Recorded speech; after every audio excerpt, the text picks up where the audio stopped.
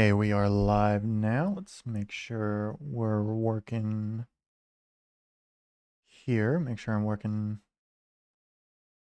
on my side. If I can find it on YouTube. There we go. All right, looks like the audio is working. Let's test out the chat, see if that's working. Yep, it's working there. All right, we are all set. So opening day is here. And we've already got off to a hot start in the Pirates-Mets game. Of course, the one time I draft a pitcher in fantasy baseball in the first round, I go with Paul Skeens, and he's absolutely shelled, sitting at solid negative 13 points at the moment. Not happy about that. So once the game gets started for the Orioles, I'm going to flip over to the box score because you can thank Xfinity for that and their delay in the broadcast. Just had a light flicker. Not even sure how, because the only light in here is natural light. That was weird. I got entirely distracted by that for a sec. But anyway, what was I on? Oh yeah, Xfinity, they have a delay on their I think like pretty much all their broadcasts, and that makes doing more like one of the regular game casts on the website that I can actually use legally, since I cannot obviously broadcast the actual stream since I do not own that. MLB does. It means that I have to use the box score because that is the least spoilery type of thing for being able to watch the actual broadcast. So that is what it is. For now, though, we are gonna get rolling here pretty soon. I think they got most of the pregame ceremonies out of the way. They've introduced all the new and returning Orioles for opening day. And we should be getting rolling here pretty soon. So basically I'm going to flip over to box score when it happens, and then I'm going to be probably having on my own screen the rosters on Fangraphs, actually, because Fangraphs is pretty nice with its roster loadout at the moment. So right now they're just showing Pete Alonso, the really big signing.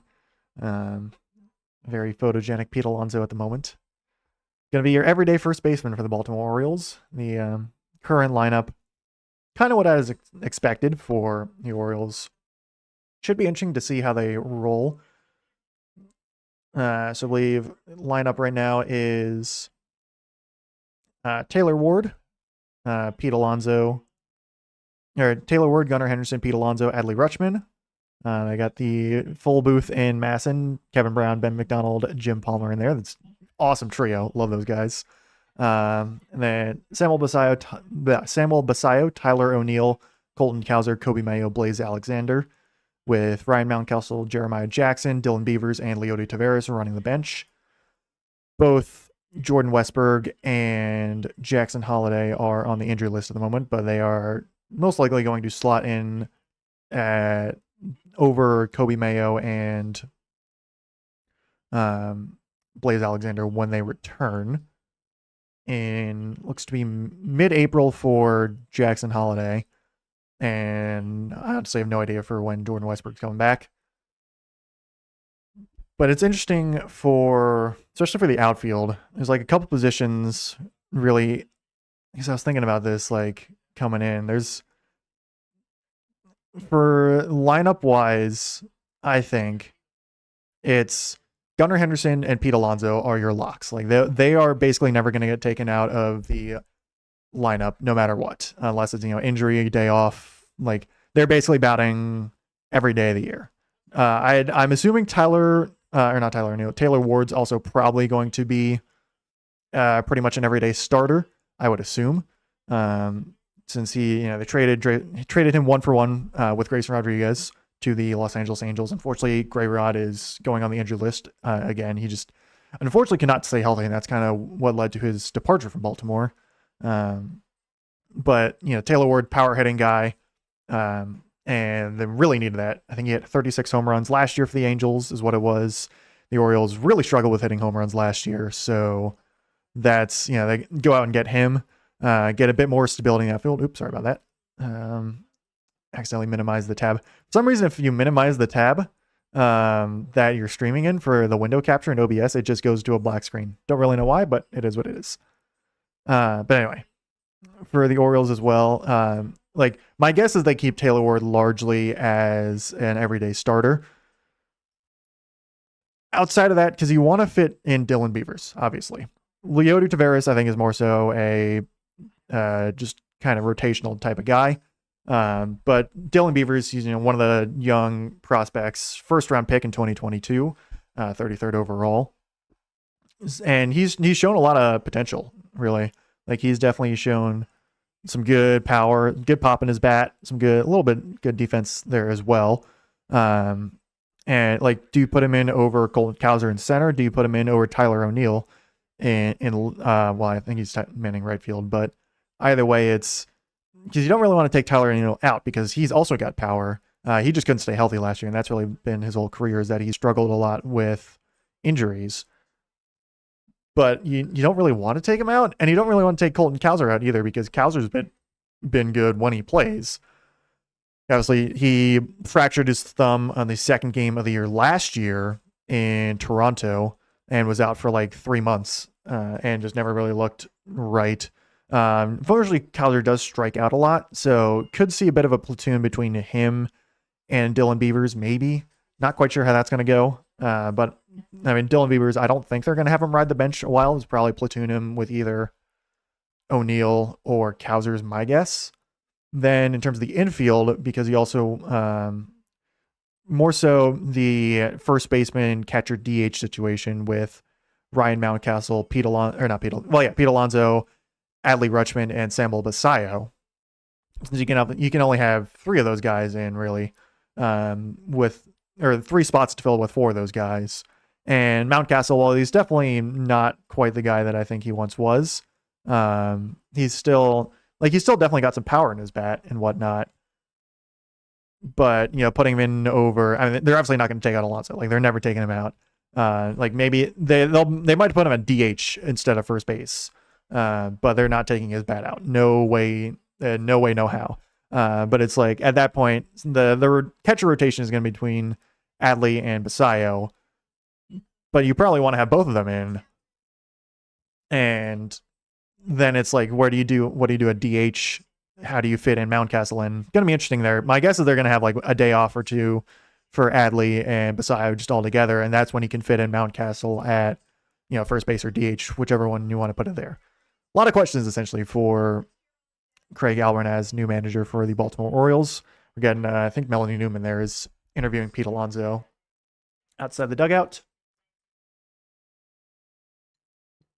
Orioles defense will be taking the field in just a moment, as they are the home team. Let's see, we're gonna able to get over to the box score yet. Let me refresh the page here and see. Haven't quite started the game yet, but we're just about there. Bullpen for the Orioles, I'm definitely a little worried about. Had a couple injuries with Keegan Aiken and Andrew Kittredge, but outside of that, I mean, they brought in Ryan Helsley. I really like that signing to fill in at closer with Felix Bautista still injured. Outside of that, I don't know. I mean, I like Dietrich Enns. He was pretty good in like back half of 2025. I like Rico Garcia as well. I like Grant Wolfram. I think he could be fun. But it's a lot of outside of Kittredge, really, there aren't too many like guys I can really say I trust a ton. And obviously Helsley, but you're only really going to see Helsley in safe situations. So we'll see. Going to have Trevor Rogers take the mound here for the Orioles. Had a excellent 2025. Like, honestly, if he wasn't injured to start the year and was able to play a full season and, kept at the level he was playing at in 2025, if he was playing that full season, there's a good chance he wins Cy Young. He was insane. 9-3 record, 1.81 ERA through almost 110 innings. Just ridiculous numbers. Was traded from the Miami Marlins back at the 2024 deadline for Connor Norby and Kyle Stowers. Was very sad to see Kyle Stowers go. I liked him a lot. Norby I didn't care too much about. And unfortunately, Connor Norby has not really panned out all that much for Miami. Stowers, on the other hand, has been excellent. He had a really breakout campaign at the start of 2025. Tapered off a little bit after that, and is actually starting the season out this year on the injured list. And okay, there we go. Let's hop over to the box score here. And now we should be getting ready to rumble. Let me can zoom in a little bit, make it just a little bit bigger. I think that's a good good spot to be in there, right there. I think that will do it for. Oh no, that's actually a little too zoomed in for you guys. Yeah, that should work.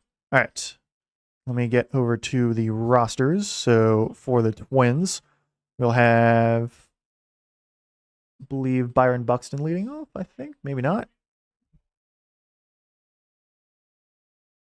That is not Byron Buxton. Who is that? It's listed.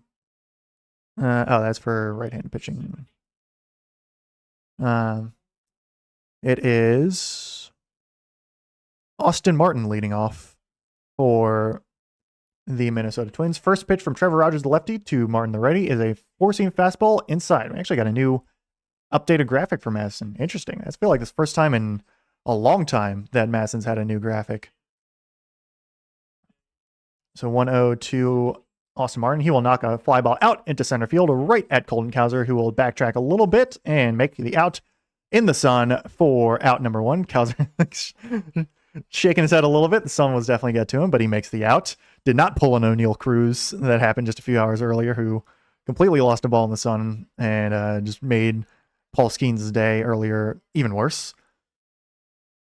So yeah, Cowser's got a rocket arm in the center. And that time I didn't really need to show it off, just mainly out there. Now it is Byron Buxton, the veteran of the Twins at center field. We'll take strike one in there on a fastball on the bottom right corner, and very nice pitch from Trevor Rogers. Just 3 pitches so far. It has already gotten the one out. Buxton hit 35 home runs last season. Very good player. Take ball one low on a changeup. Let's see. Can I pull up his stats here? So he hit. Where can I gotta look? I don't use Fangraphs too much. Next pitch is knocked foul on a changeup, so 1 and 2 for Buxton. Let's see. That's 24 stolen bases last year, 83 RBIs, 97 runs, 35 home runs on 542 plate appearances. Where is his batting average? He will swing and a miss on a fastball, strike 3 there. First strikeout of the season for Trevor Rogers. He had 264 batting average last season. That's what it was. Very nice fastball right just above the top of the zone. Buxton swings through it. And that will do it for out number 2 to start off this game. Just 6 pitches now for Trevor Rogers. Next pitch to, what's his first name? Luke Keeschel. Is a swinging strike number 1 on what looked to be a bit of a changeup. Luke Keeschel was a second-round pick in 2023. Plays second base for the Twins. Made his MLB debut last season. Played in only 49 games. Will chop this changeup foul to go into an 0-2 count. He's only 23, so he is quite young prospect there. Had batted .302 in those 49 games, 207 plate appearances, only 4 home runs, 24 runs total, 28 RBIs, 14 stolen bases. It's not a pretty good sample size right there. He will chop this next changeup off foul, just kind of bottom left of the zone. So lefty pitcher, righty hitter here.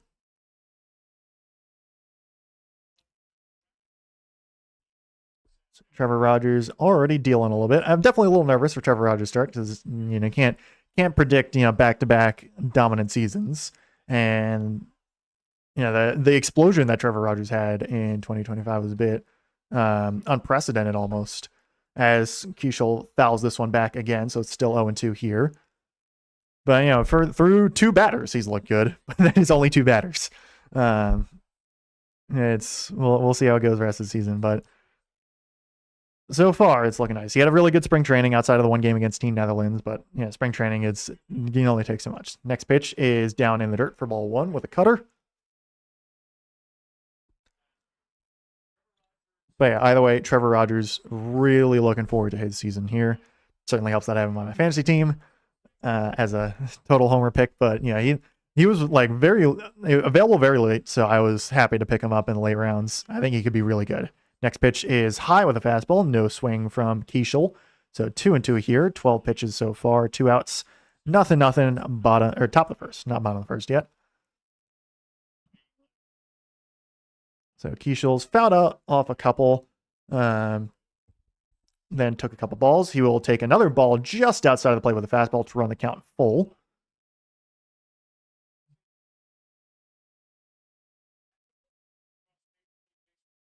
Listening to Kevin Brown at the moment.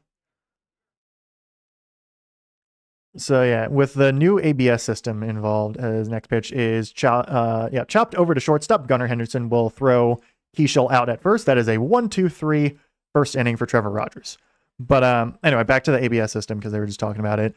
So with the new ABS system implemented, the actual ball clubs essentially will not have the like strike zone graphic be seen on like their broadcast essentially. Like I think it's, I guess all the broadcasts may be in the stadium perhaps, and like in the dugout and whatnot. So it's like they can't essentially try and cheat and use it to like immediately go for a challenge in the ABS. It's they're relying entirely on hitters, pitchers, catchers' intuition essentially. I think pitchers can challenge for the ABS. I know catchers can. I don't know if pitchers can or not, but anyway, the actual TV broadcasts do have the strike zone, which I'm very happy about because they didn't have it for a lot of spring training, and that was a little annoying. They did have it for the World Baseball Classic, and they do have it now for the actual TV broadcasts, so it's good there. But I'm super happy that they've implemented ABS because ABS is just it is badly needed. It was no more of those really terrible ump calls. Angel Hernandez, Joe West, none of that anymore. Or I guess CB Buckner, I think he's now like the current like worst umpire in the league, maybe.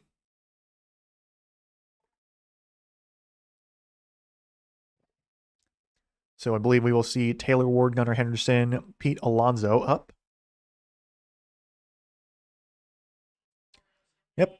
Ward, Henderson, Alonso, Rutschman, Basayo, O'Neill, Hauser, Mayo, Alexander. That is the Orioles lineup for 2026. Okay, let me. Took a sec for that box score to update. Joe Ryan will be the starting pitcher for the Minnesota Twins. He's been on the team since 2021. Was acquired at the trade deadline from the Tampa Bay Rays. He's been on the team ever since. First pitch to Taylor Ward is a fastball in there for strike number 1.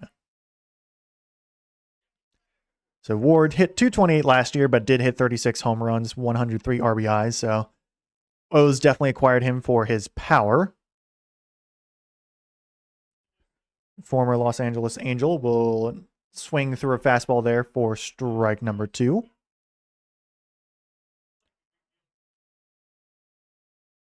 But yeah, I like the trade a lot.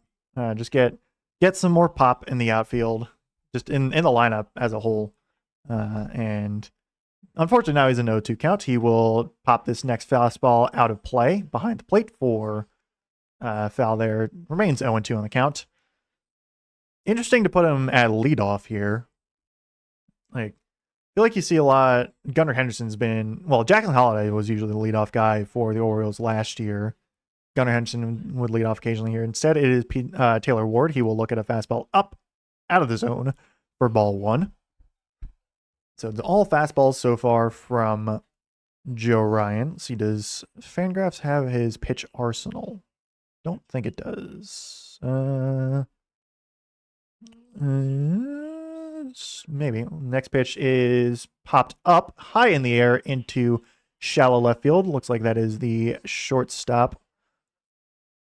Who's the starting shortstop for Minnesota? That is Brooks Lee, who makes the out there on Taylor Ward. Just kind of went down on a breaking ball, scooped it up into the air. Let's see, does Fangraphs have this his stuff?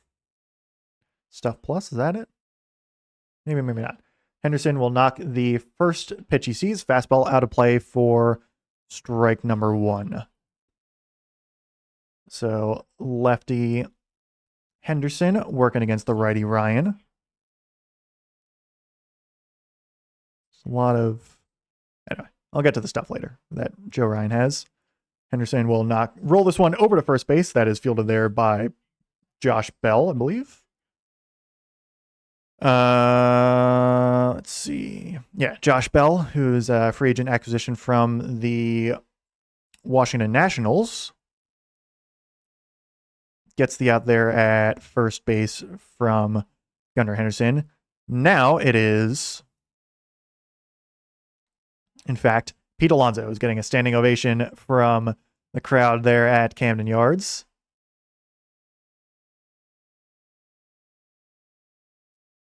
And we'll look to face Joe Ryan in his Orioles debut. Very big deal for Orioles fans here. Big free agent signing. A lot of power in that bat. First pitch, Alonso sees. He will swing through a fastball for strike number 1. Was hunting that first pitch homer. I like it. So 38 home runs, 272 average, 126 RBIs, 871 OPS there for Pete Alonso. He will knock this next pitch, fastball inside, foul. Quick 0-2 hole here. So good start for the pitchers right now for both sides. Getting a lot of strikes early. Do not have a hit yet from either team. See if Alonso changes that. Next pitch is swung on and missed. So strikeout there for Alonso. That will do it for top or bottom of the first inning, the entire first inning there. For some reason, I have to be on the tab here to actually have it like refresh. So I don't know. There. Alonso goes down on 3 swings, couple fastballs, and then a breaking ball down low. There's what it is. You can't expect them to get hit every time they're up. So it will be Jeffers, Wallner, and Josh Bell up. Let me go check the first names because I don't know them off the top of my head. It is, come on, go lead. It will be Ryan Jeffers, Matt Wallner, and then Josh Bell. Jeffers, former second-round pick by the team in 2018 for the Twins. Wallner, former first-round pick in 2019 by the Twins. And then Bell was that free agent signing. Longtime veteran, has been in the league since 2011. I guess he was drafted in 2011. Made his debut in 2016. Played for the Pirates for a while. Been on the Nats, bounced around teams here and there. I want to say he was on the Marlins occasionally. Don't know why Fangraphs doesn't want to show me like which specific teams he was on. No, that's just 2022 season as a whole. Yeah, anyway, Josh Bell has certainly bounced around teams all over the place. Now is on the Minnesota Twins. Most likely there. My guess is their everyday first baseman at the moment. Don't know. I have a lot of like catchers and first basemen down in the minors. I have a ton of catchers. Like I'm looking at the minor. Oh, I know that's just. It's like, yeah, no wonder I'm looking at the catchers because I'm looking at the specific page that says catcher. Let's see, who's their like number 1 prospect? Does it say it on here? Number 1 prospect is an outfielder down in AAA, Walter Jenkins. 31st overall prospect in baseball. As first pitch to Jeffers is knocked out into left field, caught on a hop, or fielded on a hop by Taylor Ward. So that is first hit of the game going to Ryan Jeffers to lead off the second inning here. Oops. So one pitch, one single there. So breaks up the perfect game by Trevor Rogers. No way he's pitching a perfect game to start off. I don't think don't think anyone was expecting that, but yeah. Man on first, nobody out. That was Jeffers. Matt Wallner is up now. 202, 22 home runs, 40 RBIs, 776 OPS last season. Is the right fielder. We will get the first ABS challenge. I believe it was called a strike, but it is in fact a ball. So first ABS challenge for the Baltimore Orioles season. Actually goes to the visiting team. Next pitch from Trevor Rogers is well inside for ball 2 on a sinker. Orioles were like one of the teams that challenged the least in spring training. It was interesting. They just did not seem to want to challenge too much. Don't know if it was like a managerial thing. Who knows? But we'll see if that changes a lot in the regular season. Next pitch is a strike in there, well in there for strike 1. No swing there from Wallner. So the ABS rules, each team starts the game with 2 challenges. Correct challenges are retained. Only the pitcher, catcher, or hitter may challenge. And they have to do it like pretty much immediately. They can't make a movement and then challenge. And then the last rule I wasn't able to read in time. But I think it was something along the lines of like if you miss it, like you missed 2, you're just gone. I don't know exactly, but yeah. Next pitch was fouled off by Wallner, so it is 2-2. 19 pitches for Trevor Rogers. Lefty working on the lefty here. Got a new scoreboard as well at Camden Yards, really big. So that should be nice there. A lot of upgrades for the ballpark. I think they installed a new sound system as well. Next pitch from Rogers, a fastball up high, so full count here for Wallner. So not the most amazing start in the second inning for Rogers right now, but still early. Wallner takes his time here. That'll give me a quick time to sip a drink. So Wallner's back in the batter's box now. Looking at a full count here with runner on first. No outs here in the top of the second. Next pitch is outside for ball 4. No swing there from Wallner. So first 2 batters reach for Minnesota Twins here to start the second inning. You need to remember not to actually minimize the tab when I do it. So that will be lead into Josh Bell, who I believe is actually a pretty big power hitter from what I remember. Righty power hitter. Got an interesting stance there. Rogers will look back the runners. Almost made the pitch. Almost made a balk as well, but did not. For the Nats last year, he had 237 average. Did have 22 home runs. 63 RBIs. First pitch to Bell is fouled off, so 0-1 there.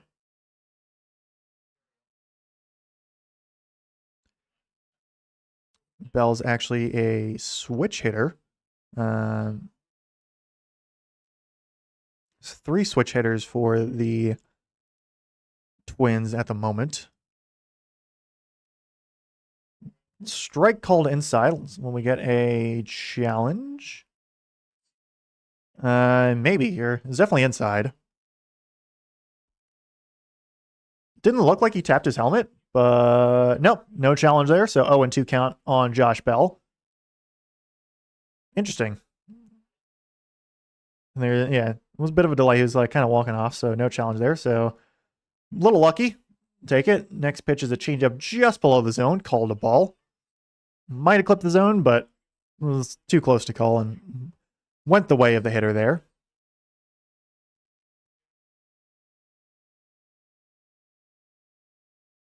Next pitch is swung on. Nope. Popped up in the air. Not a swing and miss. Popped up into foul territory, into the stands over in shallow right field.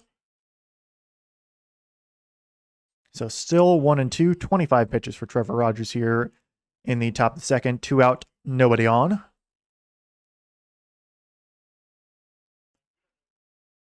Got, I think, a slight time taken here. Now everybody's set. Trevor Rogers looks at the runner at second. Now will deliver, and that is swung on and missed. Strikeout there for Trevor Rogers on Josh Bell. Very, very nice. We like that. Big kind of looping breaking ball. A lot of sideways action, a little bit of dropping action as well. Not sure if they're calling that a slider, curveball. Not sure what, but either way, it is a strikeout. Victor Caratini now up for the Twins. He will knock this one out into left field. A liner there caught in the air by Taylor Ward. So 1 pitch, 1 out there for Trevor Rogers. So 2 down here after the first 2 reached. Caratini, who was also a switch hitter, was free agent acquisition by the Minnesota Twins from the Houston Astros, where Caratini played last back in January. Now it is Royce Lewis, right-handed hitter, former first-round pick back in 2017 by the team at third base. First pitch from Trevor Rogers is down in the dirt. That actually skips away from the hitter. Oh, it actually hit Royce Lewis on the foot. So that will load the bases here. Changeup just got away from Trevor Rogers there. So instead of second and third, is now bases loaded. Changeup just, gets well away. Hits Lewis right on the toe of the shoe, essentially. Not a good pitch there from Rogers. So now it is Brooks Lee. We'll actually get a pitching mound visit. Just not the greatest second inning in the world for Trevor Rogers, but still has not allowed a run quite yet. Hopefully that continues. I believe this is Trevor Rogers' first opening day start. Definitely first opening day start for the Orioles, that's for sure. So Brooks Lee, also a switch hitter, drafted 8th overall in 2022 by the Twins.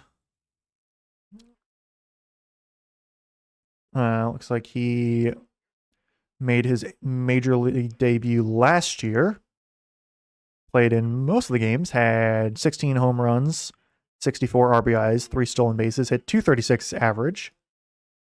So now has the bases loaded, 2 outs here. First pitch to Lee is in there for a strike 1 on a cutter. Nice pitch there. Clips the outside of the zone.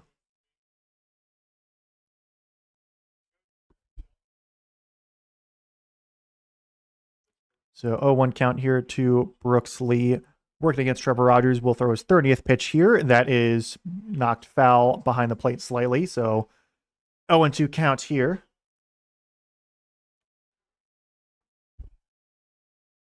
Rogers has a lot of sideways movement on his pitches. Like, not really. Also, like, kind of a sideways delivery. It's like kind of, I think it's like the 3/4 angle or whatever they call it. Something like that. Not like over the shoulder, more kind of outside. Next pitch here is swung on and missed. Strike number 3. 3 pitches to get out Brooks Lee, and that will do it for top of the second. Nobody scores for Minnesota despite the 3 base runners. Nice little way to get out of the inning there for Trevor Rogers.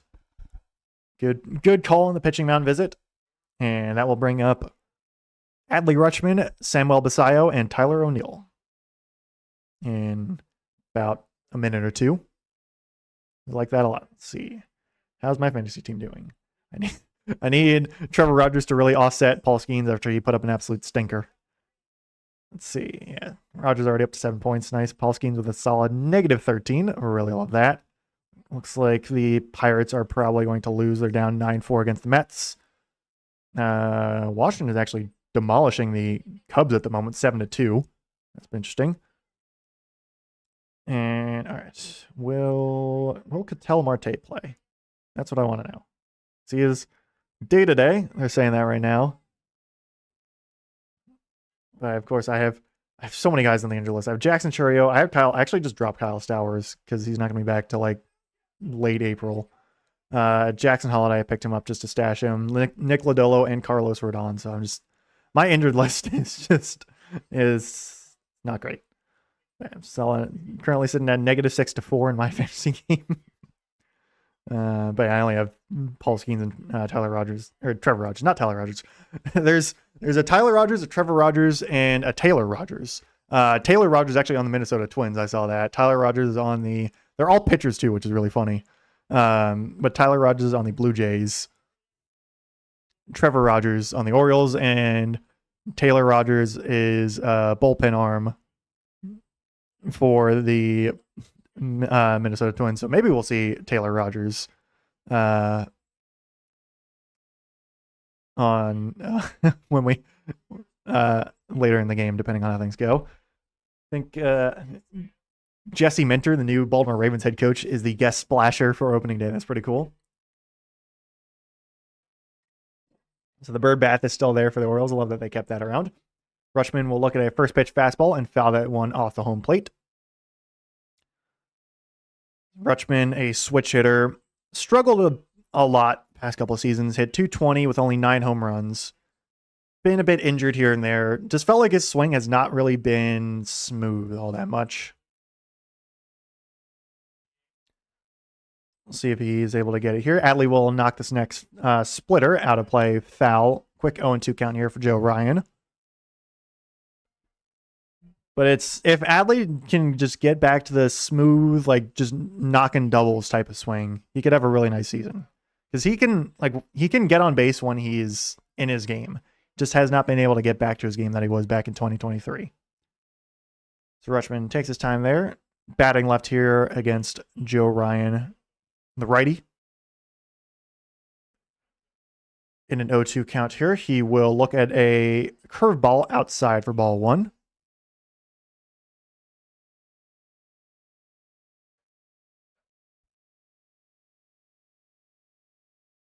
So 1-2 for Rutschman, former first overall pick back in 2019, I believe. He will chop this pitch foul on a splitter below the zone, fielded by first base coach. I forget who it is. He's new first base coach for the Orioles. Was formerly Anthony Sanders. Don't remember where Sanders went after this. But a lot of roster change a lot of change in the coaching staff with Craig Alvarez coming in. Adley will knock this next pitch high up into the air into right field. That will not get out. That will be fielded there by Woolner. So that will be out number 1. Orioles still hitless so far in this game. Oh, it looks like that thing's actually going now. Let me switch over to the Gamecast, see how that's going. I just want to check this real quick. Samuel Basayo is up now. Bats lefty here. He will foul the first pitch off. So actually, the Gamecast is pretty much lined up at the moment. So I think once this ad goes away, I can do it right here. I don't know. Do I want to keep it at the game? I might keep it at the box score, but I'll go with the Gamecast for the moment, especially after that ad goes away. But yeah. Basayo, team's number 1 prospect, and I think number 4 prospect overall in baseball.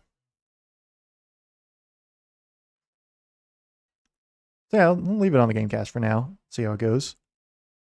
Actually, let me go up here just to do that. Next pitch is fouled off by Basayo, 0-2. Yeah, I'll leave it like this. Why not? Just give it a little better. Because if it's going to be, if the Gamecast is going to be slightly behind, I'll take it. Maybe Masson has a thing where it's like they're just going to be all caught up. I don't know. Basayo will knock this pitch over to first base on a roll. That will be out number 2. Looked like he got some power under it, but it was not at all. So quick 2 outs here for Joe Ryan through only 18 pitches right now. Tyler O'Neill. This is something you do have to watch out. Because Tyler O'Neill, for the last 6 seasons, has homered on opening day. Starting here, if he goes 7, that would be absolutely insane. He comfortably holds the record. Next closest are all guys with 4 home runs in a row. But O'Neill has the streak on the line at the moment. Obviously not, well, hopefully won't, because only at bat. Don't want any injuries to happen, but yeah. Certainly something to look out for here. some reason, Tyler O'Neill always seems to hit a home run on opening day. He will look at the first pitch. Fastball upstairs for ball 1. O'Neill certainly has a lot of power. He just needs to stay healthy. Really struggled with injuries last year. I think played in only like 54 games. Signed a pretty big contract with the Orioles. 3-year deal. So we'll see how it goes. I think O'Neill, I forget if he slimmed up or bulked down a little bit. Changed his weight slightly. He will look at another fastball upstairs for ball 2. But yeah, he's changed up his physique slightly. Hopefully that will help out. He had 199 average last year, only 9 homers. Well, now the game cast is slightly ahead as he fouls that one off. So I'm going to switch back over to the box score.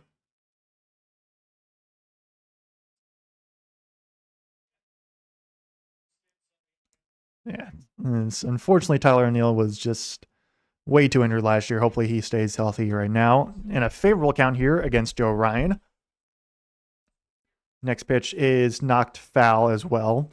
Orioles have not been able to get much contact right now on Joe Ryan, despite just throwing a lot of fastballs. Not too many breaking balls, just a lot of fastballs from Joe Ryan. O'Neill will take his time.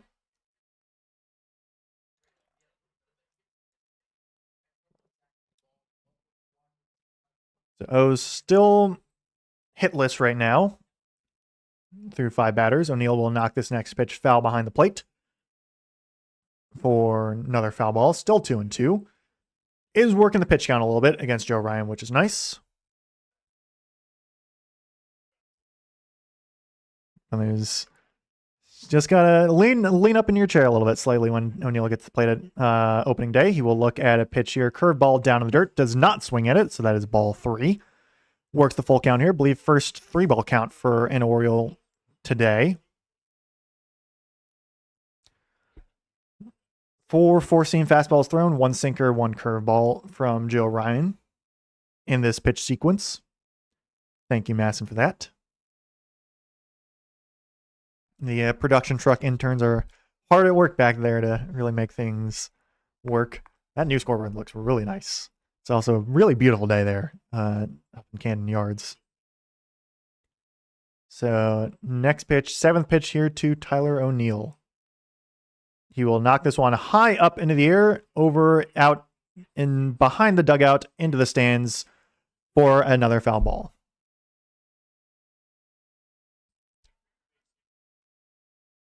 So we will do the full count again once more here with 2 outs, nobody on, bottom of the 2nd.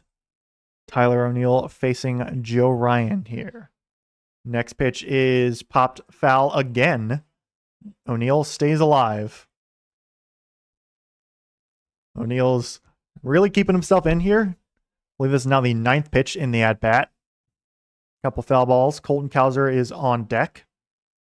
Righty on righty matchup here. Next pitch here, full count is outside. Does he swing? He does not. So that is the first walk of the season for the Baltimore Orioles. That goes to Tyler O'Neill. Very nice work there from O'Neill on that pitch sequence and that entire at-bat. Mr. Splash is spraying the crowd up in the splash zone. First base runner here for the Orioles. Colton Cowser, lefty man center field, is up now. Has a lot of power under his bat as well. Does strike out a lot, but we'll see how it goes here. So first pitch he sees is fouled off by Cowser on a fastball up top left of the zone. Might have been called a strike, might have been called a ball. 196 average, 16 home runs, 40 RBIs, 655 OPS. Did not play a full season last year. And didn't look amazing when he came back from the injured list back in like June, July, whenever it was. Hopefully he stays healthy this year. Next pitch is low on a sinker. So that is ball 1. Cowser, former first-round pick in 2020 something. When was he? He was I'm looking at Kobe Mayo. Cowser was a first-round pick in 2021. 5th overall. Yeah, one of the many baby birds the Orioles have. He will swing through a splitter there for strike 2. The Orioles have, after a lot of consecutive seasons of being absolutely terrible, and 2018, 2019, 2020, even 2021, they had a lot of high draft picks, a lot of highly touted prospects. Some have panned out, some have not. Cowser will pop this one high out into shallow right field on a curveball. That will do it for inning number 2. So base runner there for the Orioles, couple base runners for the Twins. In the end, nobody gets anything. Oops, sorry. We will move on to inning number 3. Still no hits for the Orioles, but they do have the walk, so no perfect game, though still a no-hitter. But, it's only 2 innings, so not exactly the worst thing in the world. And Trevor Rogers will be rolling back out to face the top of the order in Austin Martin. I think that's his name, right? It's not anything else. Hang on. Yeah, Austin Martin, who is listed as a bench player for when they're going up against righties. But in Trevor Rogers is a lefty, so they put him in, is an outfielder. So I think it's who do they have not in that lineup? I think Trevor Larnach is who they don't have playing.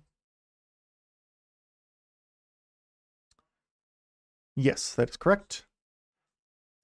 So yeah, no score here so far. Let's go check the rest of the league, see how we're doing right now. A couple of games have started off. Let's see, is that Pirates game over? Don't know. Still at -6. Pirates game nope, actually only in the bottom 6. Wow. 11-5 Mets there. 7-3 Nats against the Cubs. Any other games going on at the moment? Let's just go to ESPN and see.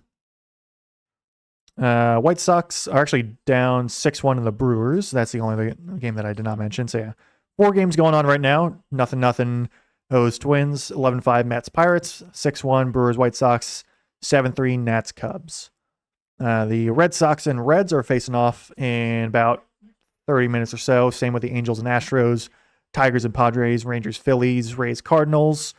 Then tonight we'll have the Diamondbacks and Dodgers as first pitch from Rogers to Martin is knocked out into left field for a single. So pretty much the same exact start as last inning.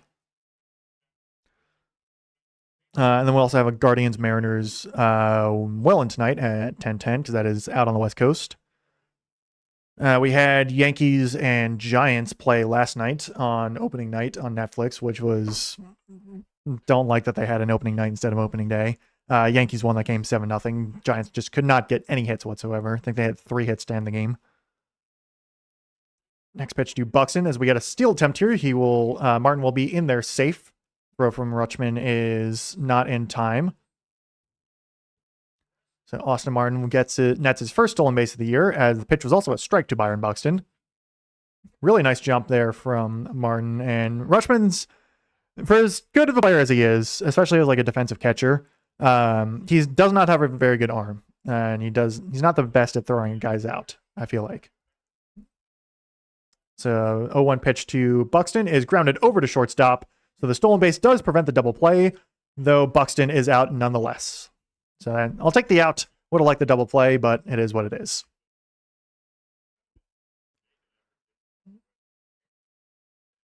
So 1 out here in the top of the 3rd. Runner still in scoring position here for the Twins.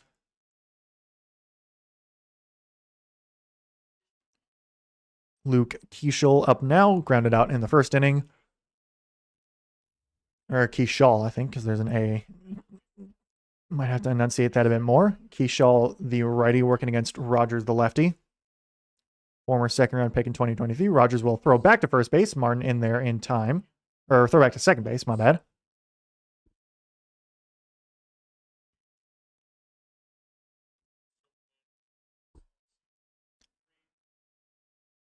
So no pitches yet to Keishal the second time around. First pitch here is chopped foul. Looked like it might have stayed fair for a second, but was not. So 0-1 here. Rogers allowed a couple singles, a walk, hit batter. No runs yet. Hopefully, knock on wood here, that will stay no runs. 35 pitches now through 2 1/3. Next pitch to Keishal is down in the dirt. Almost hits him, but does not. So just a ball there. It's been a couple pitches that have been looks like we've gotten away from Rogers on occasion, but overall, stuff's been pretty nice. Does have 3 strikeouts just to the 1 walk.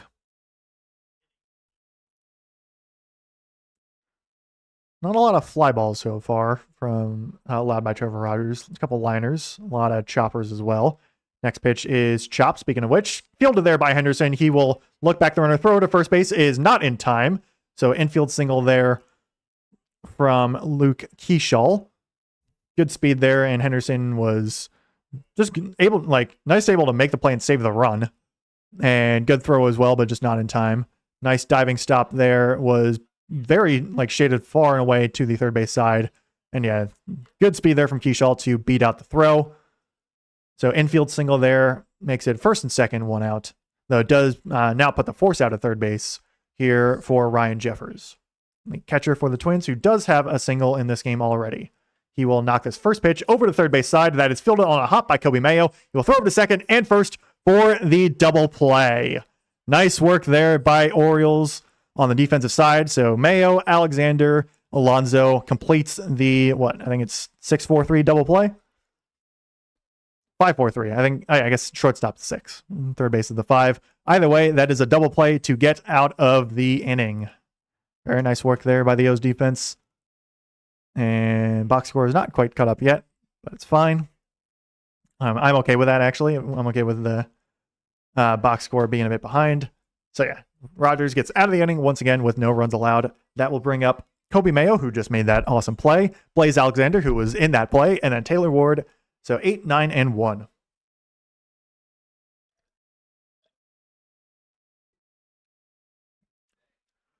So Kobe Mayo, who was another high draft pick by the Orioles. Actually, I don't remember. Let's see. What does Fangraphs say he was?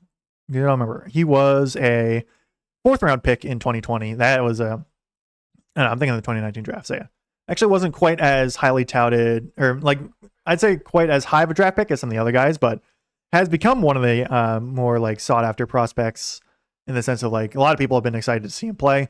Played a lot last year. Was not on the opening day roster last year.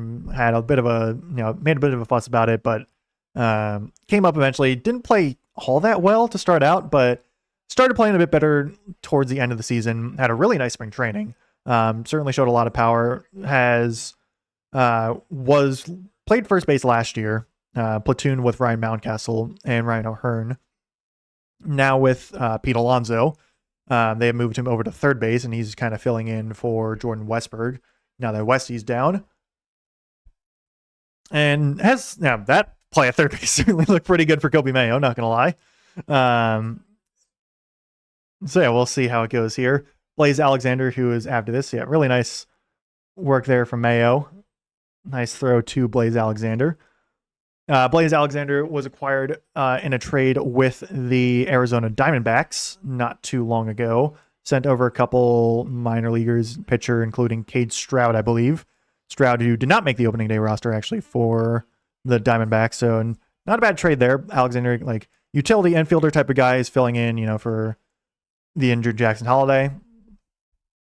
So actually not a bad trade there. Mayo will look at the first pitch from Joe Ryan outside for ball 1. So 32 pitches here for Ryan to start the third inning. Mayo will look at a strike there on a slider down in the zone. Mayo, the righty, has a lot of pop to his bat, that's for sure. And he always reminded me of a lax kid, like that kind of look, like a lacrosse kid. He will foul this one off kind of around the hands, but it just gave me that vibe. Looks like he grew his hair out a little bit as well. It's not wearing the eye black this time. Wore it a lot last year. Anyway, he takes his time here. Showing Camden Yards. Looks pretty packed there. My guess is it's a sellout. I would assume it's a sellout at Camden Yards. Really good day for it. A lot of upgrades to the ballpark. Good day for some baseball. 1-2 here to Kobe Mayo is upstairs for ball 2. Good discipline there from Mr. Mayo.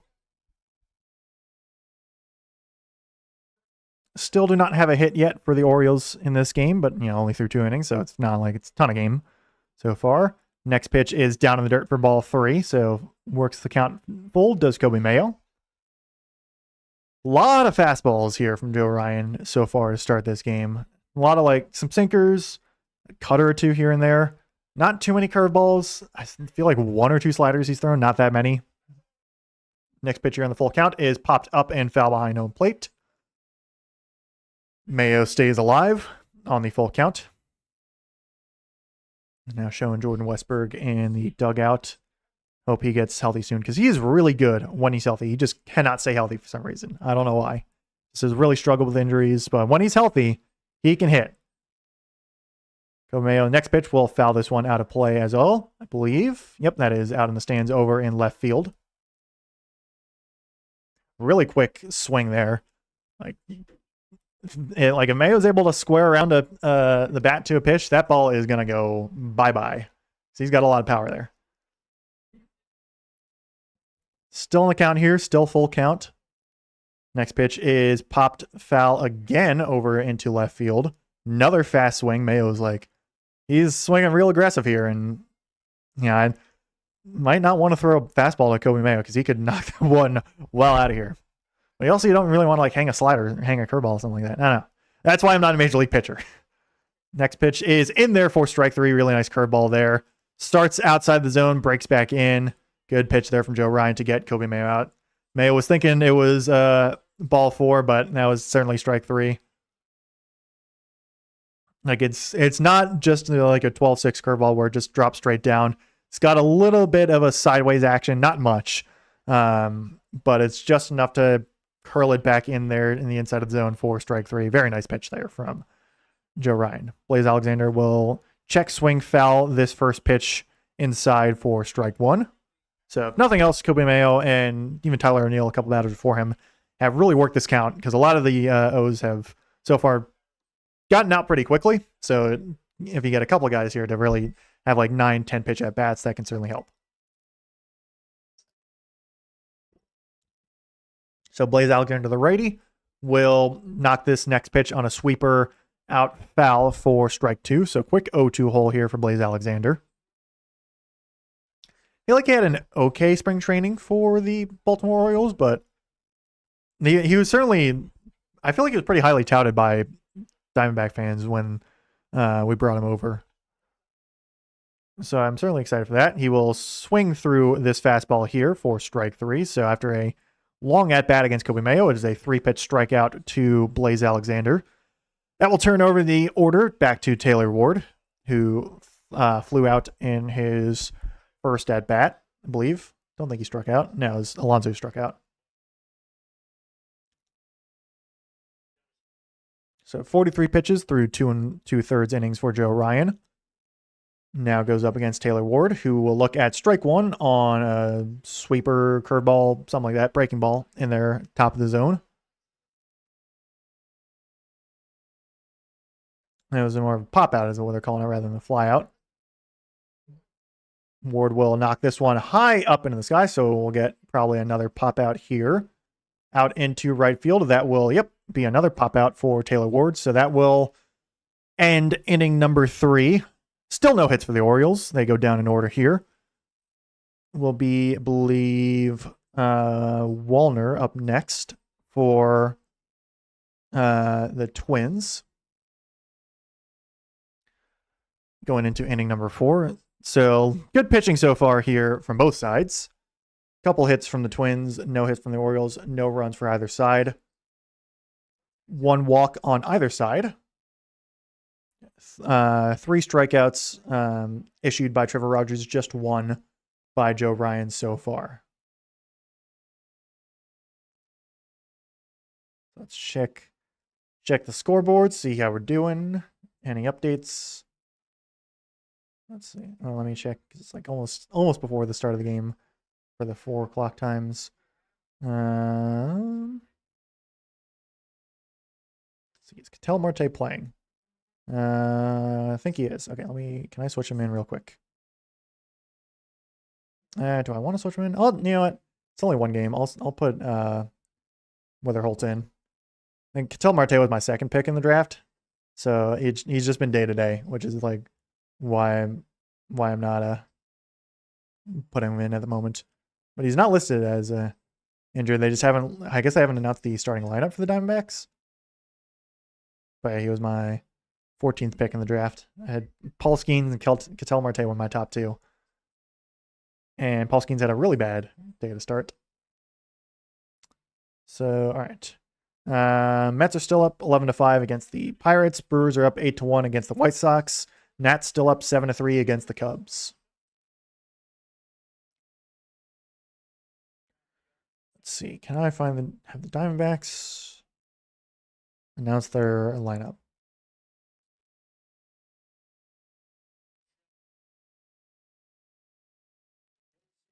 Have they announced their starting lineup? Okay, Tim Marte is playing. I'm going to sub him in.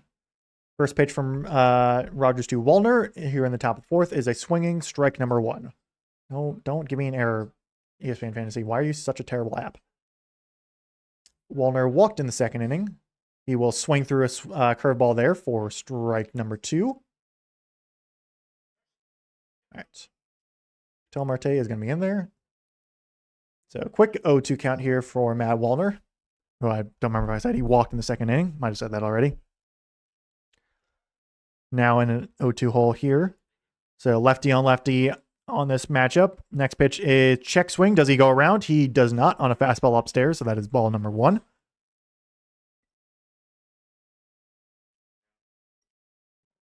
So Rogers, 3 innings pitched, 3 hits, no runs, 3 strikeouts, 1 walk. Next pitch is outside with a fastball for ball 2. Pitching the one guy who he has walked so far. Hopefully he doesn't walk him again. Don't need that. So Wallner, Matt Wallner, Josh Bell, Victor Caratini is the lineup to start out for the top of the fourth. Next pitch is upstairs for ball 3. So Wallner works the count full after Rogers misses with a couple pitches outside the zone. Throwing some fastballs that have not quite been worrying. Maybe he wants them there, and Wallner just hasn't been swinging, but I don't know. So he's in danger of walking same guy a second time here. This pitch did not hit Wallner, though it was a little close. So the full count pitch here to Wallner is upstairs for ball 4. So Wallner works his second walk of the day. A lot of fastballs just outside the zone there. See if he goes back to more breaking ball approach next.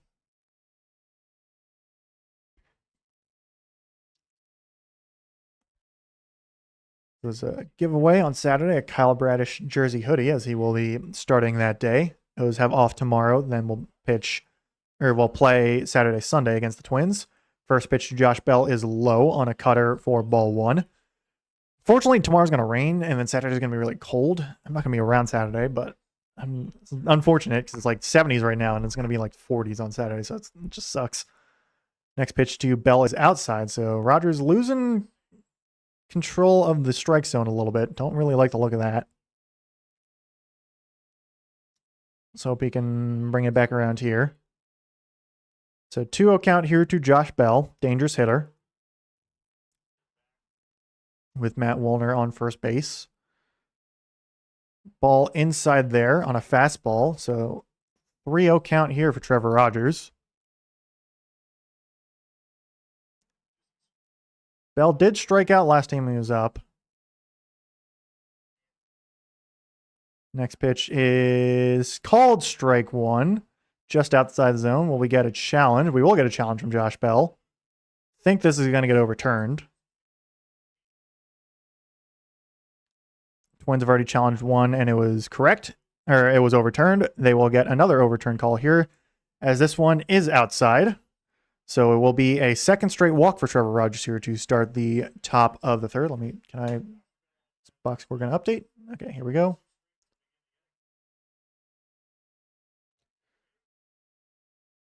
So not a good start to the inning here for Trevor Rogers as he goes up to Victor Caratini, who's over 1 on the day. First pitch is in there for strike 1 on a cutter right in the middle of the zone. Like that a lot. Lined out to second, first time he was up. Certainly wouldn't mind that again. Roll it over to second base, get a double play. Get time called by Victor Caratini, the switch hitter. Brought over from the Astros in free agency.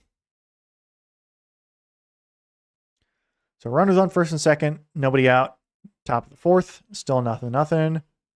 Pitch is down low, no swing there for ball 1. on a changeup. 50 pitches now even for Trevor Rogers. Not a good fourth inning here. The even innings have not been great for Trevor Rogers so far. The odd ones have been. They've been good. Next pitch is chopped foul over to third base. That will net another double play. Not an inning ending one because there's no outs, and that will advance Wallner over to third base, but he gets 2 outs. So nice work there. Another grounder over to Kobe Mayo. That one fielded a lot easier than the one last inning. Gets it over to Alexander. Gets it over to Pete Alonso. Very nice work there from the Orioles defense. Again, does advance a runner to third base. However, does get 2 outs. So now against Royce Lewis, who did walk, or no, was actually hit by pitch, not a walk, is up now. We'll take a changeup low for ball 1. So anything that gets past the infield will net a run. However, Rogers has not allowed too much past the infield so far. We'll throw a fastball high for ball 2. Called a strike, actually. Not okay. I'll take that. Sure. That was not a strike, but I'll take it. So 1-1 here. Not sure why Lewis didn't challenge that, but okay. He will pop this one high out into right field. That will stay in play, and that will be caught by Tyler O'Neill to end the inning. So another double play really helps out the Orioles there. Keeps the score 0-0 as we go to the bottom of the 4th inning. So not exactly the prettiest start from Trevor Rogers right now, but has still not allowed a run. So I'll take that. Certainly take that. All right, let's check the scoreboard here. Actually, in the end, it actually wound up being a pretty quick happening there. Nats, no change in score right now. Let's see. Cubs have men on first and second with 2 outs in the bottom of the 5th. 7-3 there. I think that's what it was earlier, but they're down a lot, which is surprising. Nate Horner is up. We'll take strike 1 there in that. This is Brad Lord pitching for the Nationals. Let's see, how do they score their runs also? I'm curious. There's a Weimer homer in the 2nd inning, then a single, and then CJ Abrams single. That drove in 2 runs. Nunez RBI grounder, then a Young homer, 2-run homer. So yeah, just big 4th inning there for the Nats. Put up 6 runs in the 4th. Wow. Nats not projected to be a very good team as the Cubs will ground out there and keep it 7-3. But yeah, I mean, it's baseball. And it's obviously still 161 games to go after this. So it's not like not like one game's going to be the end all be all, especially this early in the season. But yeah, it's surprising to see that score for a national team that I think like Nats and Rockies, I feel like are kind of projected to be 2 of the worst teams in baseball. And I mean, the Rockies haven't played yet, but it's good. You know, the Cubs were a playoff team last year, and they're down right now. Looks like Relish is the first winner of the hot dog race at Camden Yards this year. I forget who was the overall winner last year. I feel like it was Mustard. Might have been Relish last year, though. And it looks like it was an in-person hot dog race instead of a TV screen. So Gunnar Henderson leads off here in the bottom of the 4th. We'll take a ball low with a splitter for ball 1 to make it 1-0. Henderson grounded out to first last time he was up. Orioles still hitless so far in the game. Hunting their first one here. Henderson will look at a splitter low in the dirt again for ball 2. Ryan has struck out 3 batters, walked 1, struck out Kobe Mayo and Blaze Alexander in the 3rd inning. Throwing a lot of strikes right now, not too many balls. Henderson will foul this one behind home plate on a fastball in the zone for strike number 1. Henderson, very storied World Baseball Classic appearance. If you watch some of my streams from when I was streaming that, should have played a lot more than he did. You wonder if, like, he, with the lack of at-bats that he had while playing in the World Baseball Classic, is going to take him a sec to ramp up. I don't think it will. I think he's perfectly ready. He will knock this next pitch out of play, a fastball in the zone, making it 2-2. But Henderson started out the season on the injured list last year and took a little bit to get going. and had a down year for all things considered, but he's still like a 5 WAR season or something like that. So it's still really good. It might have been even like a 7 WAR season. Like he was still clearly above average, even in a down year. So Henderson is a really, really, really good player. And hopefully a full season of him will do well. He will not be able to hold up on a curveball there. That will be a strikeout on Gunnar Henderson. Goes down there. So fortunately, not a great start for the Orioles offense here. Good curveball from Joe Ryan. Henderson just not able to hold up on the swing, and that will net him out. Does bring up Pete Alonso, who struck out in the first inning on, I believe, 3 pitches, actually. He'll look to turn his fortunes around here. He will foul this first one. Actually, just swing and miss. I think foul tip there on a sinker up high. So the longtime New York Met now playing for the Baltimore Orioles, will look to try and get the first hit for the team. He will look at a fastball in the zone, sinker actually, but fastball, sinker, similar type pitch in the zone for strike 2. Alonso takes his time here in the quick 0-2 hole. Really nice shot of Camden Yards from above. Definitely looks like it's a sold-out stadium. New scoreboard looks awesome that they installed. So 0-2 pitch to Alonso will be down and away for ball number 1 on a slider.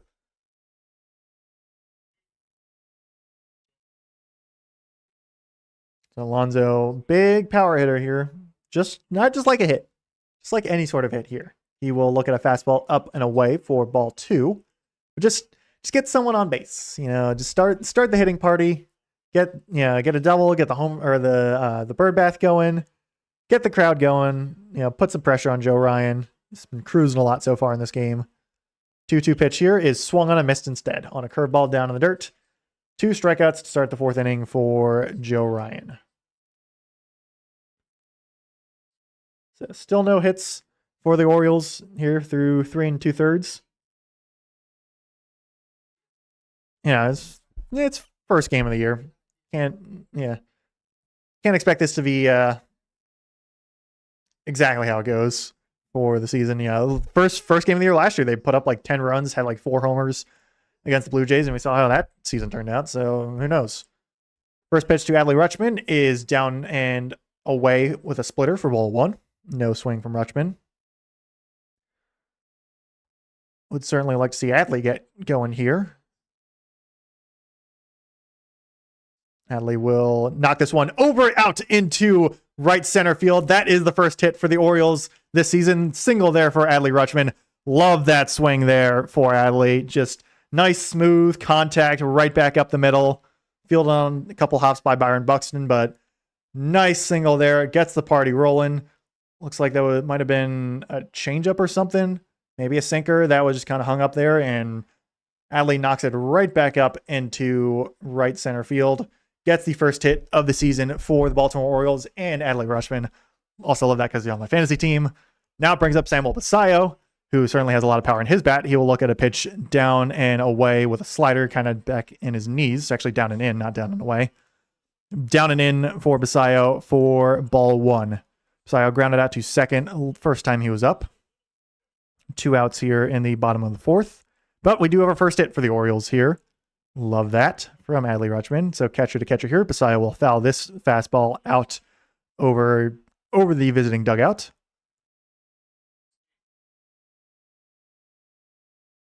I think we're checking the any celebration. We got maybe some, maybe not. I don't know. Curious what the hit and extra base hit and homer celebrations are going to be for the Orioles this year. They've done the homer hose a lot in the homer hydration station over the past couple of years. Basallo will look at a fastball inside here. But in the that magical 2023 season, they had the unscrewing the faucet for a single, and then the sprinkler celebration for extra base hits, and then the homer hose drink for homers. And they've kept the homer hydration station. We'll see if they bring that back out again. Throw over to first base is not in time. Adley is safe back there. But we have not seen an extra base hit yet from the Orioles. Haven't seen an extra base hit yet at all, actually, from anyone. Been all singles so far in this game. Let's see if Basayo can change that here. 2-1 pitch to Basayo is fouled kind of off the plate for strike number 2.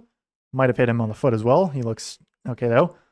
Is wincing slightly, but I think it's just one of those that you'll get over with in a couple seconds. I think we're getting a shot of Craig Alvarez. Might be chewing some sunflower seeds. Don't know why that's so popular for dugout managers, but it is what it is. Never understood sunflower seeds as a thing. So 2-2 to the Basayo. Ryan now through 61 pitches through 3 2/3 innings. Next pitch is in there for strike 3 called. Basayo will challenge here, but it looks like from our view on the TV broadcast that it will stay. Just kind of clips the bottom of the zone here. That will stay. So fortunately, strikeout looking for Samuel Basayo to end the inning, and O's will also be down a challenge here. And that will do it for the 4th inning, though the Orioles do get their first hit of the season. So no more no-hitters here. We'll just keep the shutout going for both teams here. So my guess is Trevor Rogers. Don't know why they wouldn't bring him back out for inning number 5. But it's at a couple double plays grounded into. Does have 3 strikeouts now. O's have 6 strikeouts in terms of their batters. So I believe it will be... Who will it be? It will be, I think, Royce Lewis up next. Pretty sure, yeah. Royce Lewis, Brandon Lee, yeah. And then Austin Martin. I'm pretty sure it was Caratini who flew out. I think. Maybe. Could be wrong. No, it was Royce Lewis who was out. That's who it was, because he got hit by a pitch in the first time. So yeah. Should be Lee, Martin, Buxton up now to start the start this 5th inning. So Twins 1 for 8 with runners in scoring position. Not good for them so far. 2 double plays grounded into.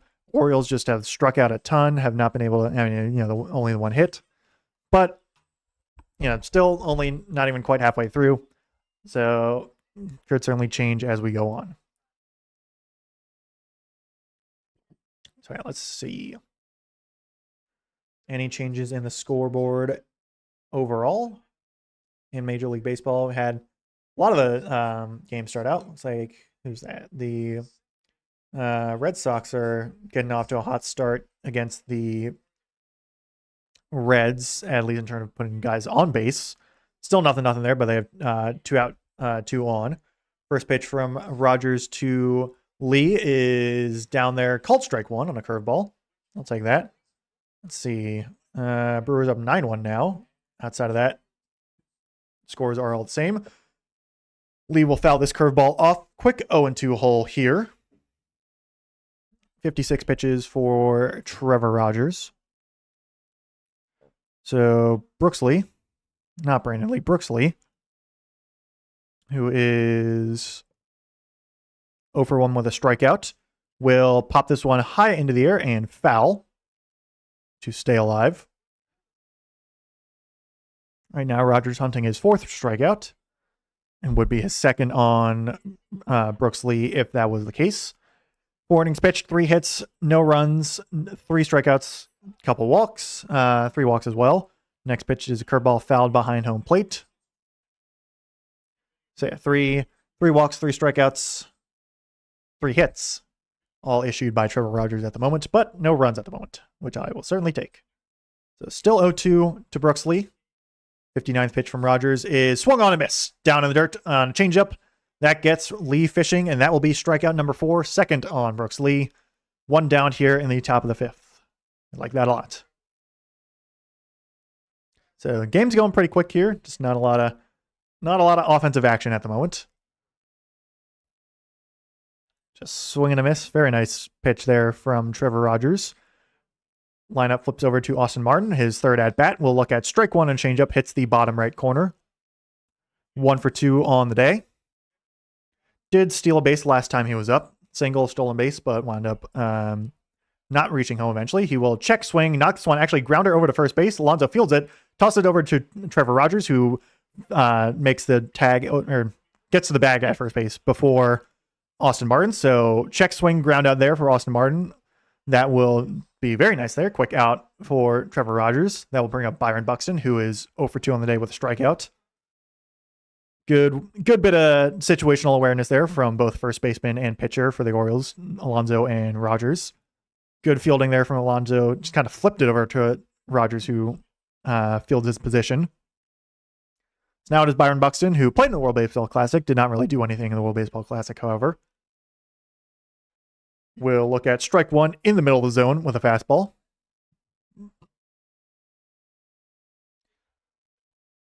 So 62 pitches now for Rogers through 4 2/3. Rolling right now in this inning. Throws strike two on a fastball in the zone, pretty much right in the middle. Buxton just has not swung at all.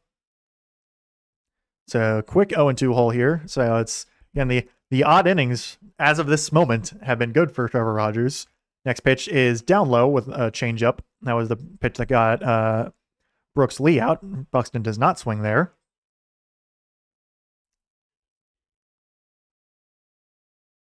So 1-2 count here to Buxton. He will pop this one high into the air, into basically out at Pete Alonso at first base. He's calling for it, and he will make the catch. So very quick top of the fifth inning for Trevor Rogers. 1, 2, 3 in the order. Tyler O'Neill, Colton Cowser, Kobe Mayo up to bat next. O'Neill with a walk, and then Cowser and Mayo both 0 for 1 on the day. Mayo with a strikeout. But both Mayo and O'Neill worked long at bats last time they were up. So get some more power in the lineup coming in. There's actually a lot of power bats the Orioles have right now. You know, Basayo, Alonso, obviously, Ward, O'Neill, Cowser got some decent power. Mayo's got some decent power. Gunnar Henderson's also got some decent power. So there's, in theory, this lineup could be hitting dingers a lot. But, I mean, right now they only have the one hit. But again, this is literally only the first game of the season. We have 162 more to go. Where this is March 26th. This is, I mean, the regular season not ending till September. Hopefully we'll see more Orioles baseball in October. So it's a long way to go. Red Sox did not score in the top of the first inning. Nats actually up 8-3 now. Tigers up 4-0 on the Padres in the first inning. Not even the end of the top of the first inning. They're already up 4-0. Had a Spencel, actually a walked-in home run. Who was the Padres starting pitcher? Jeez, it's not good. Nick Pivetta. Okay, good thing I didn't draft him. I had him last year and he was really good. I almost drafted him this year, but he is not having a good. McGonigal, what's his first name? But he's, is it Kyle McGonigal? Kevin McGonigal. He's like one of the top prospects in baseball right now. So he had a 2 RBI double.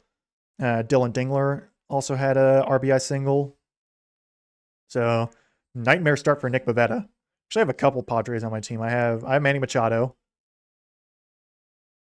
Let me see. Oh, actually, back up to 2 points. Yeah, Trevor Rogers has nullified Paul Skeens' crappy start at the moment. Both he has 13 points. Paul Skeens has -13. I have Jose Soriano as well. Picked him up just he's an opening day starter. He's going to be one of my rotation guys. Hey, Rhino Hurt homered. Nice. Fortunately, I'm facing against him. That sucks, though. It's Tyler O'Neill, who has that opening day home run streak on the line here. He will foul this first one out of play. Actually, swing and miss. Not foul, but either way, strike one. Walked in the second inning after a long at-bat against Joe Ryan, who's thrown 63 pitches already. Says 64th is a curveball in the dirt for ball one. But yeah, this is the at-bat to watch here because O'Neill is 6 opening days starts in a row, has homered. This is his 7th now. He's looking to extend his record. He will knock this one high into the air. This will not get out. This will be shallow center field. Fielded there by the shortstop. Who was that? Not Gunnar Henderson. That's the wrong team. Brooks Lee. So no home run there for Tyler O'Neill. We'll probably have at least one more chance to try and extend that streak. Still only one hit for the Orioles at the moment. That was Adley Rutschman in the 4th inning on a single. Still not seen any extra base hits yet from either team. Colton Cowser, who flew out in the 2nd inning, is now up to bat.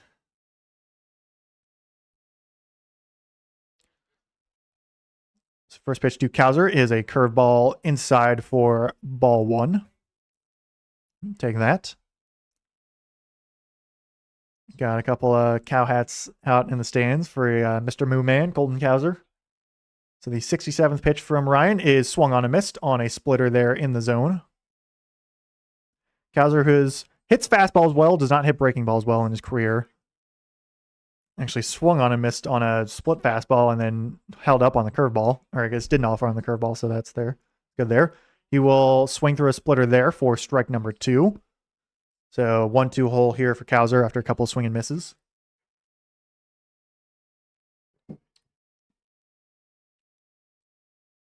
Brewers up 10-1 now against the White Sox, actually. They're crushing them.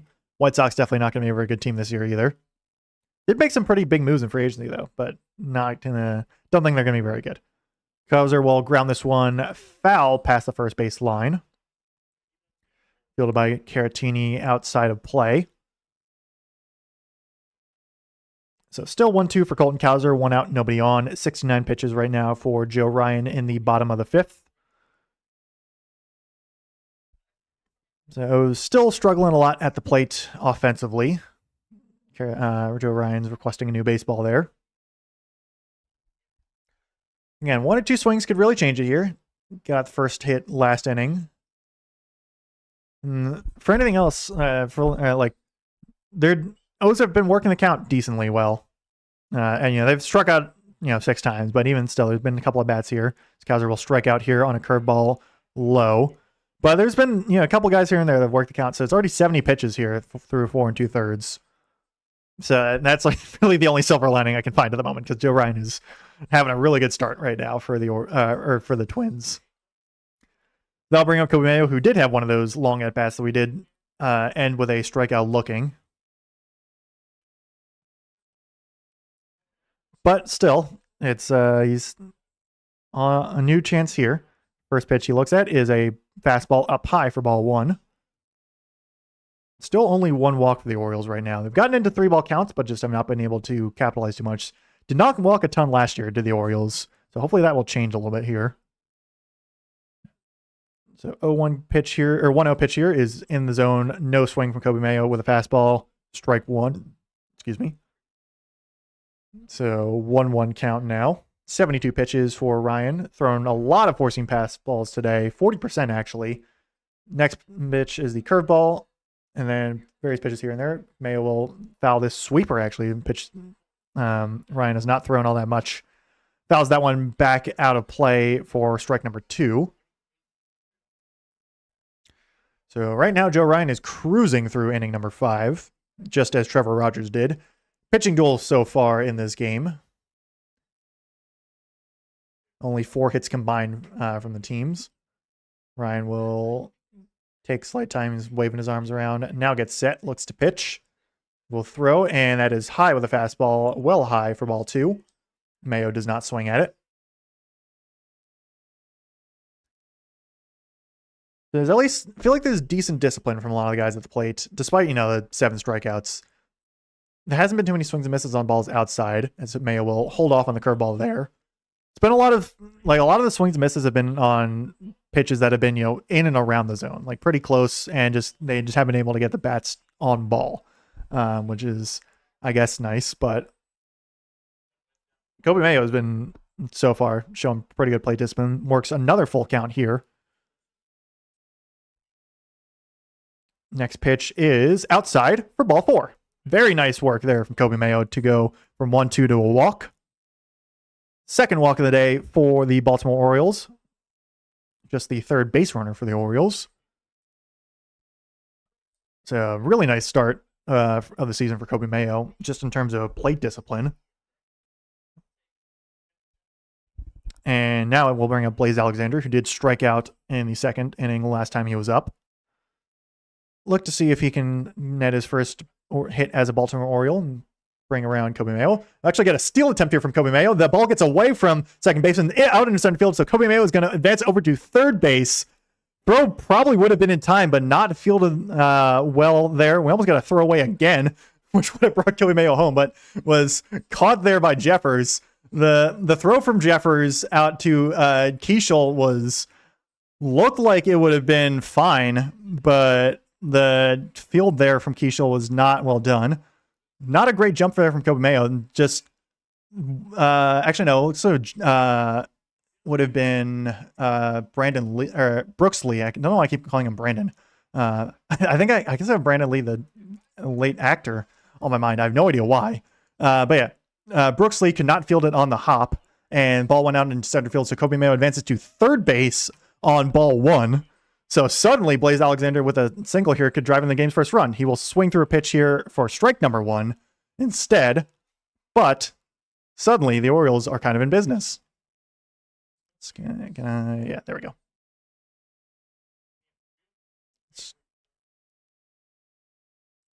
There we go. All right, let's have that stay there. So 1-1 to Blaze Alexander, who suddenly has very key opportunity in this game after a throwing error, or I guess fielding error, some kind of error on the stolen base attempt by Kobe Mayo. Brings him around to third base. 1-1 pitch to Alexander. He will swing through a fastball here for strike number two. I think Alexander might have thought that was strike three for a moment. So Kobe Mayo lingering at third base now. Any ball past the infield will net the game's first run. Though Alexander, who struck out before, is now in a bad count here. He will look at a fastball just outside for ball two. Good work there. 80 pitches now for Joe Ryan. So looks like we have Funderburk. What's his first name? He's warming the bullpen also. Cody Funderburk. Funderburk. Alexander will knock this one out of play. Foul. Former 15th round pick by the team in 2018. Right-handed relievers warming in the bullpen. Oh, no, left-handed. Wait. Oh, it's relief pitcher. That's what I see. I see RP thinks right pitcher. No. Lefty reliever. Relief pitcher. That's what it is. He is warming in the bullpen now. As 81 pitches now for Joe Ryan. Throwing a really good game. 2-2 here is knocked up, out into center right field. Will that get out? It will not. Caught out in there in right field by Wallner over the head. So that will save a run for the Twins. Keep the game scoreless. Alexander did muscle it out there a little bit, just not quite enough. Just hung up a little bit too much. I guess they're not counting it as an error on the throw to get Kobe Mayo around to third base. In the end, that does not net any damage. Might have been Joe Ryan's last inning, potentially. They might bring him out for another batter or two in the sixth inning, though it'll be top of the order going up after that. So we'll see what happens there. Trevor Rogers, I'd assume, is going to be going back out for top of the sixth inning. He is, I think, sitting around 70 pitches at the moment. So, all right, let's check the Major League scoreboard. Nothing in Twins Orioles. Nothing Red Sox Reds. 11-1 Brewers over the White Sox. 8-3 still Nats Cubs. Nothing Angels Astros. 4-0 Tigers Padres. It might have been a delay in that game actually, because it's still bottom of the first, 2 outs. 2-0 Phillies over the Rangers. Nothing Rays Cardinals. And the final for the Mets Pirates game is 11-7 New York Mets. Let's see, how am I doing fantasy? I think I'm back in the positives now. Yep, actually up to 5 points now. I'll take that. I should have put Gleyber Torres in. No, it's fine. Yeah, Paul Skeens finishes with the loss, negative 15 points there. Great start to the season for Paul Skeens. Love that a ton. So cool. Yeah, it's whatever. Long season to go. Mizorowski looks like he got the win there, I think. Joe Ryan's having a nice day fantasy-wise. Nick Pavetta's having a terrible day. Nathan Eovaldi's not having a great start either. So yeah, back to now the top of the sixth inning. Again, Melanie Norman, I think, showing off the new Truist Club at Camden Yards. New fancy stuff as we get first pitch from Trevor Rogers to, I think it's Luke Keishel, who just made that catch. Or no, he made the error. Or he didn't make the error. Whatever. Keishel takes ball one. That's what it was. He will knock this one high up into shallow right field, kind of into no man's land. Who's going to get it? That will be, Tyler O'Neill, who bobbles the catch. And that will net Keishel over to second base on the error there. Wasn't an easy play, but O'Neill unable to make the catch there. So Keishel with the double, though I'd assume they're charging an error there because that is just in and out of the glove of Tyler O'Neill. It's kind of in that no man's land of like shallow right field. But O'Neill he had that and it just popped right out of his glove. So there is a bit of a confusion with Blaze Alexander as well. But I mean, O'Neill should have had that. That was just poor defense there. I'd assume they're charging an error on that. I would have to assume. So 68th pitch for Trevor Rogers now to Ryan Jeffers, the catcher, with a man on second, nobody out, is in there for strike one on a cutter. So yeah, unfortunate bit of work there for the Orioles on the outfield. Defense was not their best strong suit, especially in the outfield last year. Tyler O'Neill definitely had really rough start to the season last year defensively. Jeffers will foul this fastball out of play for strike two. So quick 0-2 hole against Ryan Jeffers here. Will be Trevor Rogers' 70th pitch coming up. Showing Craig Alvin as new manager for Baltimore Orioles. First game as a major league manager. Jeffers will pop this one out into shallow center field. This will be fielded by Blaze Alexander. This time, no error there. Alexander makes the play basically about 10 feet behind second base. So out number one there. Certainly take that. Does not advance the runner either. So now it is Matt Wallner, who has 2 walks so far on the day. 2 of those 3 walks Trevor Rogers have issued is to Wallner. I believe, who is the other one? Josh Bell is the other one, who's coming up after Wallner, provided we don't get a crazy double play. First pitch to Wallner is chopped over to first base. That will be a foul ball instead. Alonso will toss that ball out into the stands. And there's been, I think both times, Wallner's been in a 2-strike count, but he's been able to work a walk. I think he got full counts both times. Hopefully that does not happen again. It's been the curse of the even innings so far for Trevor Rogers, where things don't go quite as smoothly. See if that changes here.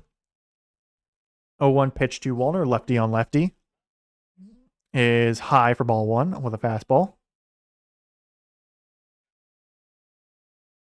Velocity is dipping slightly for Trevor Rogers. Maybe looking to be a bit more controlled rather than just shoving it. Works so far, though. Wallner will chop this one right back to Trevor Rogers. Looks back the runner at second base. Will lob it over to Pete Alonso at first base.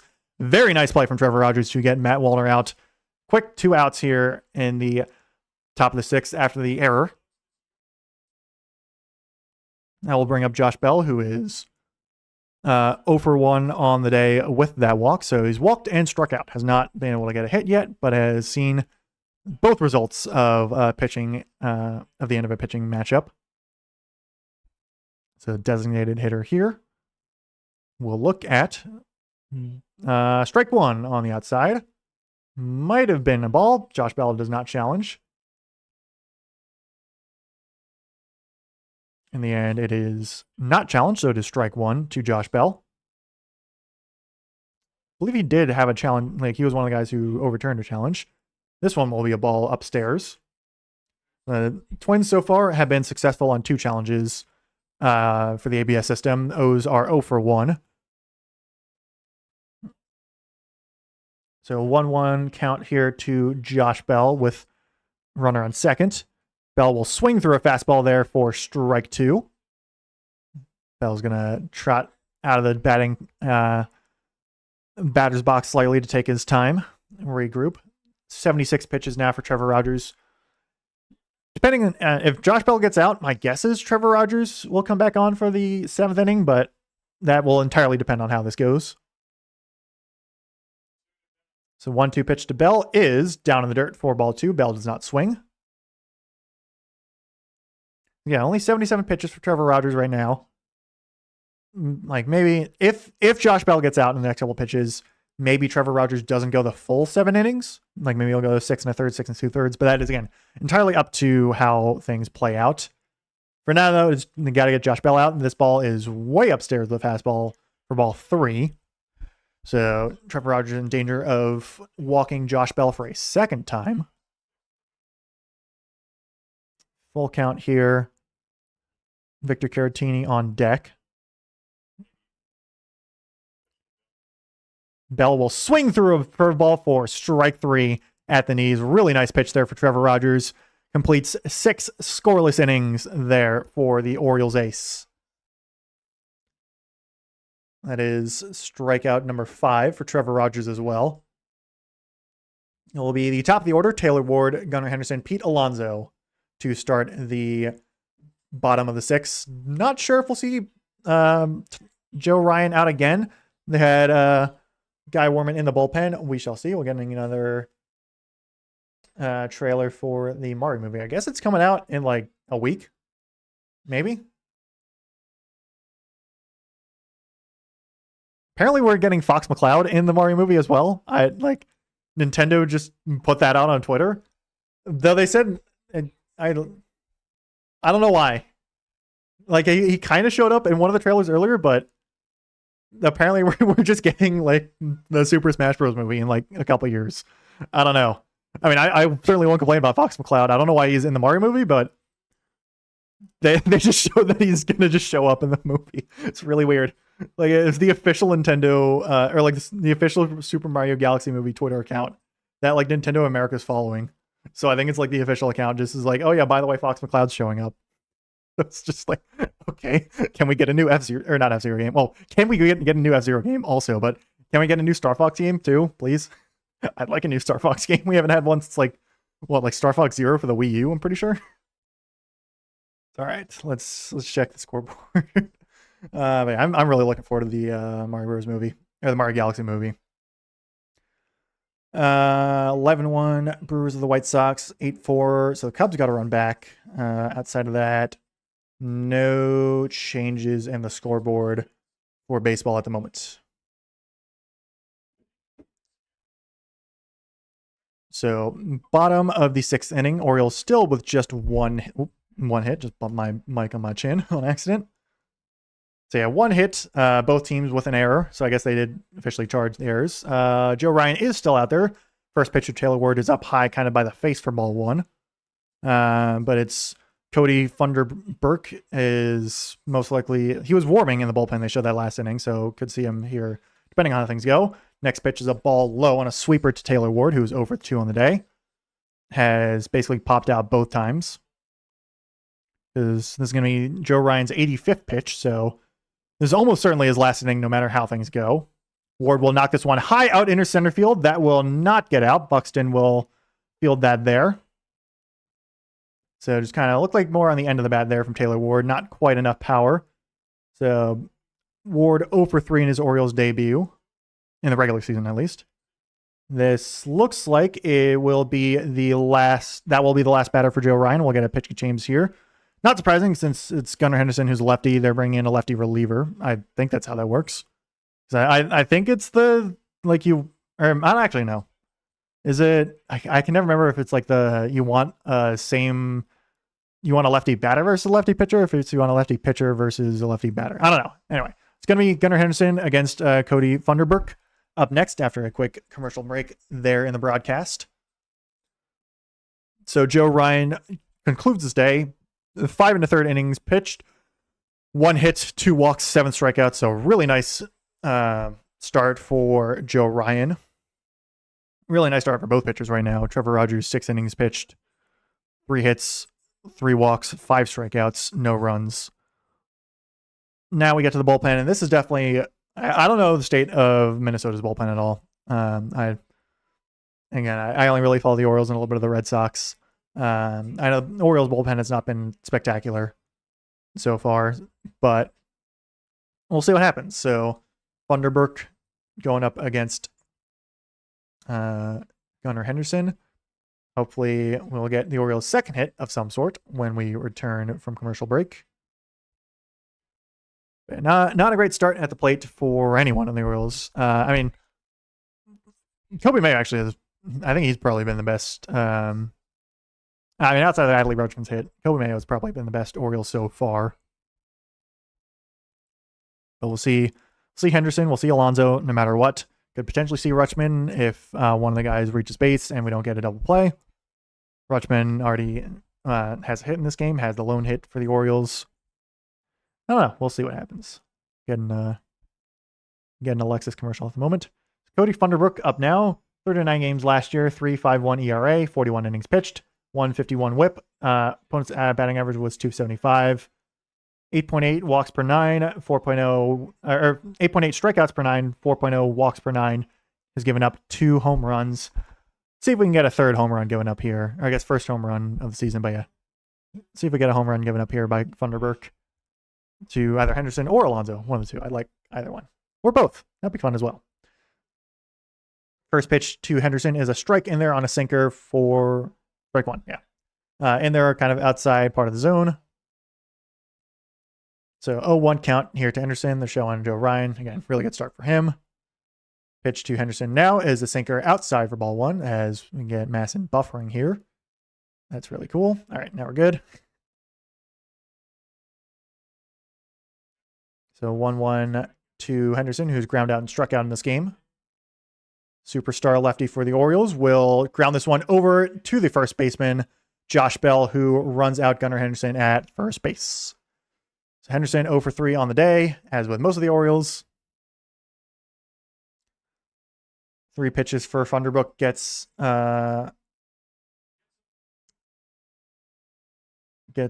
Henderson out. Now brings up Pete Alonso, who has struck out twice so far in the game, but is now not facing Joe Ryan, so hopefully he'll go better. So lefty pitcher, righty hitter. Alonso will look at strike one on the inside part of the zone on a changeup. Alonso hit 9 home runs off of lefty pitchers, 23 RBIs, 227 average, so not quite as good against lefties as he is righties. Look at a ball low there on a sinker. So Alonso's swinging a lot in his first 2 at-bats, has not swung yet in his third. See if he's changing his plate appearance now, or just batting approach. Will not swing there on a changeup well inside. Good thing he didn't. So ball 2. Favorable count here for Alonso. We'll get Topa warming in the bullpen for the Twins as well. What is his first name? It is, one sec. Alonso will pop this one foul. There's the relief pitchers. Justin Topa was a Mariners trade back in January 2024. He is warming in the bullpen for the Twins at the moment. Alonso will look at ball 3 on a sweeper inside, actually not a sinker. So full count here for Pete Alonso. Still looking for his first Orioles hit. Adley Rutschman warming on deck. Has the lone Orioles hit at the moment. Alonso will foul that one off. Stays alive.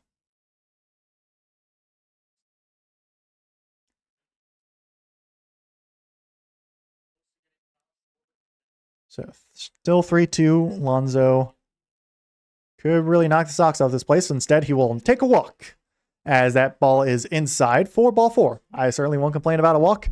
I'm not seeing too many base runners with the O's, so I will take what we can get. Now it brings up Adley Rutschman, who I believe will switch over to the right side of the plate, pretty sure. Because yeah, you want the opposite matchup if you're a hitter rather than the same side. So yeah, Rutschman flips from batting left against Joe Ryan to batting right against Funderburk. Rutschman 1 for the 2 on the day, has flown out and singled. We'll look at first pitch up by his elbows for ball 1. Funderburk has thrown a lot of pitches inside to both Alonso and now Rutschman. This will be his 12th pitch, I believe. Yes, it will. So 1-out count here to Rutschman. He will look at called strike 1. Does he challenge? He will not. It's definitely inside. Called a strike. Rutschman does not challenge. Probably should challenge, but it's whatever. This time is definitely a strike. Looks at a cutter right in the middle of the zone for strike 2. So not a great count here for Rutschman, but he can certainly hit the ball when he gets... he usually got pretty good vision at the plate. We'll see how it goes here, though. 1-2 pitch here to Rutschman. He will ground this one over to shortstop. That will not do anything except for get the force out at second base. So that will end the inning there for the Orioles with just one walk. Still only the one hit for Baltimore as we move on to the 7th inning. Still nothing here in Baltimore. Though I'm not in Baltimore. But, you know, the game's in Baltimore. That's what it is. So now we're getting this another variant of the Xfinity Jurassic Park commercial. Not sure how they exactly filmed that, but because I'm assuming they're just bringing back the actors, but like I feel like a lot of the actors looked like how they were back in 1990 or whenever it was that Jurassic Park came out. I don't know. I'm assuming it's CGI, but it is what it is. So let's see. Let's check the scoreboard. Anything changed? Brewers up 14-1 now on the White Sox. Yeesh. That is wow. It's crazy. The White Sox actually scored first in that game and have now given up 14 straight. Jeez, that is not good there. Still 8-4 Nats Cubs. Still 4-0 Tigers over the Padres. Still 2-0 Phillies over the Rangers. Outside of that, no other changes in the scores. Any other news elsewhere? Oh, hey, Commanders signing Akella Witherspoon. Actually, don't mind that. Nice veteran cornerback depth. Anything else? Anything else? Anything else? Bills bring in Lloyd Cushenberry at center. Interesting. Yeah, Kevin McGonigal off to a nice start for the Tigers. He's going to be, I think he's one of the guys in contention for Rookie of the Year in the AL. I think like him and Basayo might be like two of the top guys.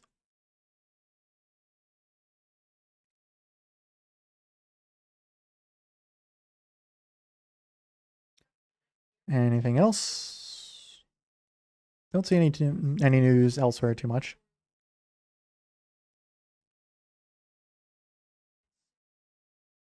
So, yep, Trevor Rogers back out. Actually throws strike one to Victor Caratini.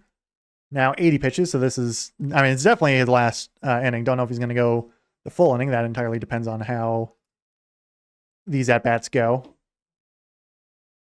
I feel like they haven't shown anyone else warming up in the bullpen for the Orioles, so I don't know who they're going to bring out. Next pitch is just low on a curveball for ball one to Caratini, who's 0 for 2 on the day with no strikeouts, actually. He's just lined out and grounded out into a double play.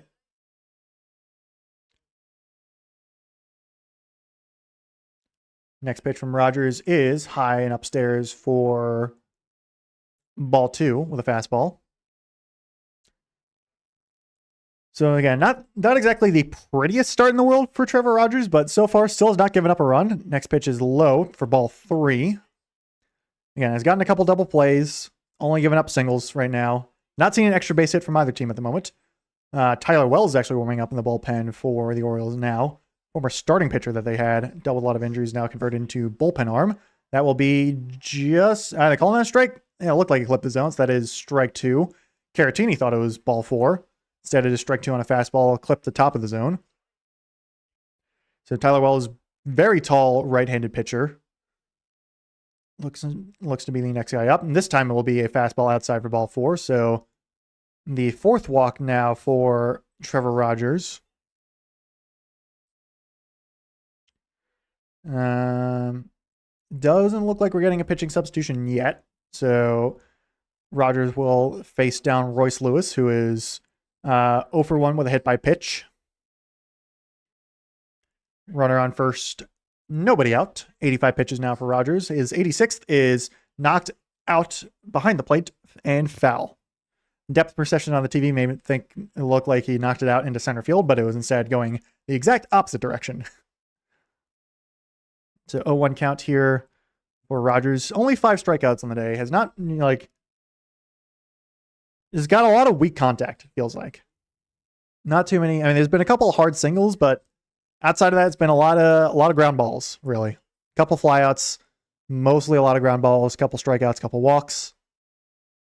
Got something, a slight delay. Might have been just time called. I think the umpire was might have also been fixing the batter's box. Either way, back to the 0-1 count here to Royce Lewis. He will ground this one over to second base, or shortstop field by Henderson. Throw to first is in time, or throw to second is in time, throw to first is in time there. I'm very bad at calling double plays, but that is, in fact, a double play. So another weak contact ground ball. Henderson to Alexander to Alonso for the double play. Love that. Henderson fields it perfectly, flips it quickly over to Alexander. Easy out there. The out at first is actually pretty close. Actually, nope, beats him. Throw beats out the runner by about half a step. So the runner on first is erased. Now 2 outs, nobody on. Bottom of the top of the 7th, and Brooks Lee grabbed the first pitch over to Gunnar Henderson, who will throw him out at first base. That is 7 scoreless from Trevor Rogers. Really love that. That should be his the end of his day, but he's giving the team plenty of room to work with here.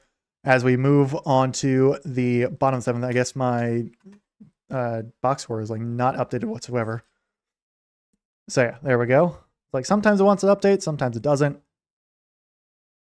There we go. All right. 7 scoreless there for Trevor Rogers. Now we need the boys to get going. So Rutschman, Basayo, O'Neill up next. We had Funderburk last pitch. Don't know if, I mean, because he can be subbed out because the inning change. It was, who was it? Where he is? Justin Topa, right-handed reliever, was warming in the bullpen. We'll see if he comes in because Basayo's a lefty. Rutschman, it's like, there's no way you can play the matchup here for these three because Rutschman's a switch hitter and then Basayo's a lefty, O'Neill's a righty. So there's no way you can really play the matchup at all. But yeah, that is lovely, lovely work from Trevor Rogers. Picking up right where he left off, essentially. Just he's never a guy that has, or never really last year, allowed too many big hits, like too many big innings. He's just kind of a soft contact guy as a whole. He's picking up right back where he left off there. Gotta love it. Don't see. Oh, Tigers actually up 6-0 now against the Padres. Outside of that, don't believe there's been any score changes. Yep, only change was 2 runs scored by the Tigers. Austin Meadows 2-run RBI. Kevin McGonigal 2 for 2 on the day. Double day right now. So that is, if you have him on your fantasy team, you might be in luck because he's highly touted and he is off to a really nice start here. Already back. Funderburk is back out to face Samuel Basayo, lefty on lefty here. His first pitch is a ball outside with a cutter. Masson was a bit late getting back to the actual broadcast. So second pitch already is another ball outside on a cutter, 2-0. So, oh wait, no, I was wrong. It's Basayo, O'Neill, Cowser. That's what it is. I forgot Adley Rutschman got out. Basayo will ground this up past the dive of the shortstop. That will be hit number 2 for the Orioles. First hit for Basayo in 2026. Really weak, kind of choppered. Kind of bounced off the mound slightly from the looks of things. Not a very pretty hit, but a hit nonetheless. So that is second hit of the day for the Orioles. Just, yeah, little grounder up past dive at shortstop from Brooks Lee. Second baseman Kershaw was shaded very close to first base, so he had no chance. Lee made a diving attempt, was not able to get it. So that is single there for Samuel Basayo. Funderburk's day is done. And Justin Topa will sub in to face Tyler O'Neill. So we'll go immediately from a commercial break back to a commercial break. That gives me, what was I going to do otherwise? I forget. I was going to see how the Orioles beat reporter were talking about Trevor Rogers and his amazing start. I think we might have had a Boston Red Sox. Something happened with Roman Anthony, I think, maybe. What did he do? He just hit a double or something like that. Or a single to center. 2 singles from Roman Anthony.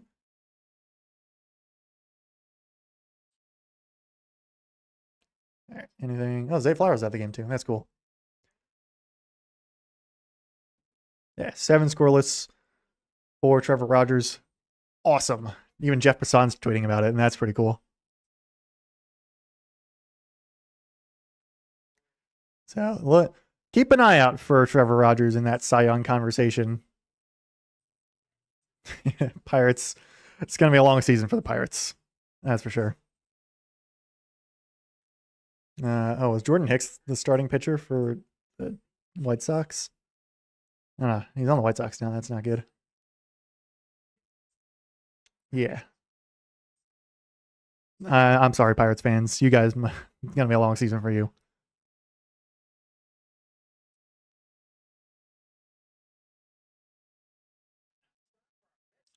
So yeah, Justin Topa, 54 games, 3.90 ERA, 60 innings pitched, 1.43 WHIP, 281 batting average for his opponents, 7.4 strikeouts per 9, 2.7 walkouts per 9, just 2 home runs given up last season. So righty on righty matchup now versus Tyler O'Neill. Then he'll get the lefty Cowser and righty Mayo, provided the O's can get those guys up. So runner on first, nobody out for Tyler O'Neill, who again has that homer streak on opening day on the line here. This could be his last at bat. He will look at a first pitch strike on a sinker that clips the top of the zone. O'Neill 0 for 1 with a walk in the second inning. Also flew out to center field, I believe. Might have been right field, one of the two. So Basayo at first base. Don't expect a steal from him. He's not exactly the fastest guy in the world. Instead, O'Neill will ground this one past the gap in short and second base. That will be hit number 2. Basayo's actually motoring over to third base. So that is first to third for Samuel Basayo. 2 singles in a row here for the Baltimore Orioles. Doesn't need to be pretty, but that is 2 hits in a row. Tyler O'Neill on first, Basayo on third, nobody out. So the middle infield was shaded for double play and basically was kind of almost back up right in the middle. It looked like it was maybe a changeup on that pitch. And looks like Lee was shaded basically, or was basically sitting right in the normal shortstop position, like right in the middle of second and third base. And that one was more, if he was shaded more towards second, he would have made the play, and that would have been a double play. Instead, it is a single for Tyler O'Neill. That brings up Colton Cowser, who is 0 for 2 with a strikeout on the day. He will look at the first pitch on a sinker just out on the strike one, just clips the outside of the zone. Fly out strikeout for Colton Cowser, but certainly has a chance to knock in the first run here for the Orioles. Anything past the infield to do it. Cowser will knock this one high up into left field. This might do it here. That will be fielded there by the left fielder, Austin Martin, but that will net in Samuel Basayo. First run of the game, first run for the Baltimore Orioles in 2026 is a sac fly courtesy of Colton Cowser. Certainly love that. Tyler O'Neill also gets to second on the play as Martin had to run a good bit to field that ball, so he didn't have a chance to really wind up for a throw there. And O'Neill smartly is able to tag and get to second base, so keeps the runner in scoring position, gets the run in. O's now lead 1-0, brings up Kobe Mayo, who's already had, even though he hasn't got a hit yet, it's had a good start to the game. So Topa's pitch to Mayo is a sweeper in there for strike number 1. 0 for 1 with a walk, also stole a base. Last time he reached base after that walk. A strikeout and a walk for Kobe Mayo. 0-1 pitch here is way up high on a cutter for ball 1. Don't know if it was trying to do like a pitch out or something, but it was weird. It's not completely missed on that cutter.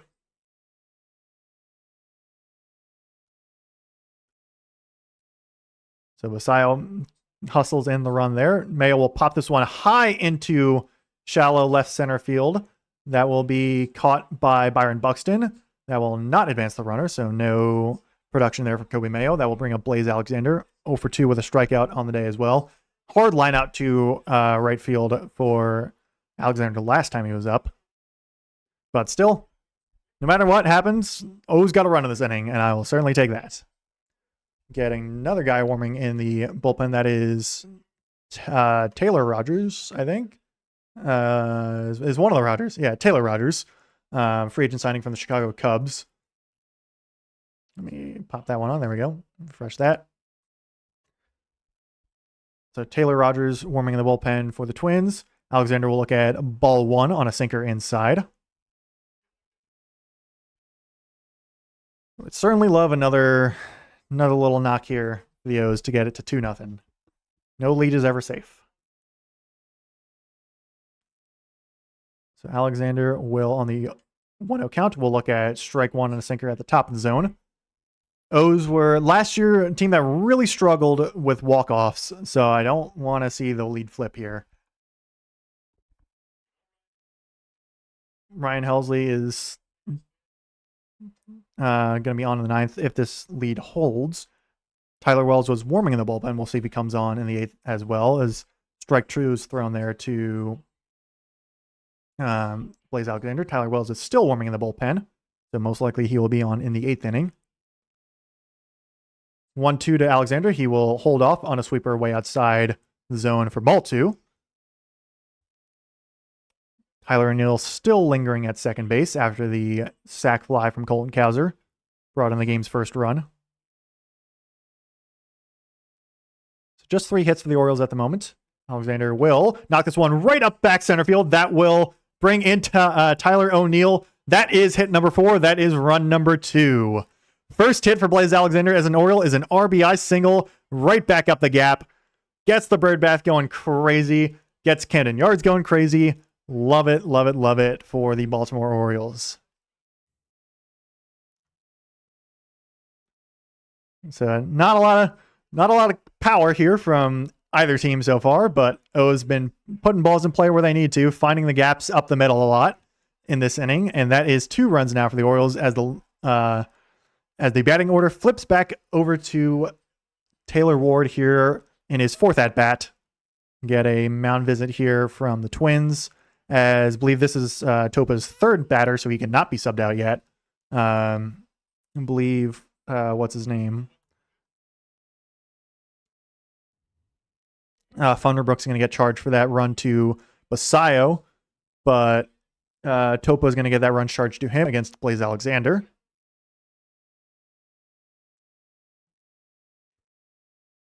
So Taylor Ward up now, and he could really get this place going if he gets a big knock here. But I'm certainly happy with the 2 runs right now.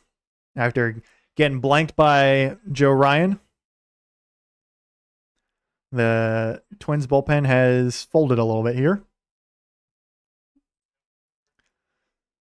So ready on ready matchup here. First pitch to Taylor Ward is in there for strike 1. No swing on the sinker at the top of the zone from Ward. But Ward is a dangerous power hitter here. Could certainly break this game open if he gets a hold of one. Just want another hit, though. That'd be nice. He takes inside for ball 1 on the sinker by the knees. But again, either way, love the 2 runs. Get a shot of Mike Elias up there in one of the press boxes. Orioles general manager. 1-1 to Taylor Ward. Pitch from Topa is outside for ball 2 on a sweeper.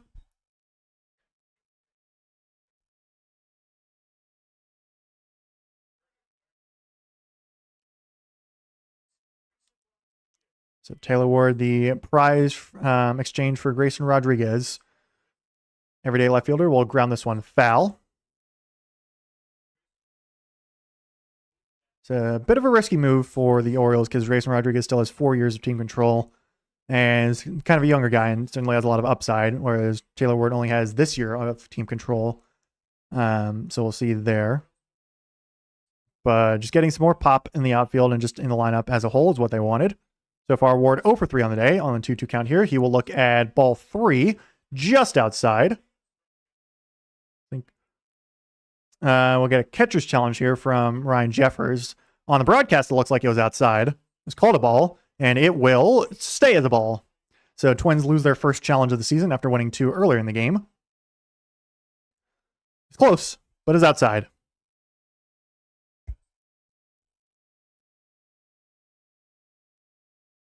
So both teams now with only 1 ABS challenge remaining. And if you get the challenges right, you can just keep going ad nauseum, essentially. Or ad infinitum, whatever the Latin expression would be. You can just keep going as long as you want, as long as you get the challenges right.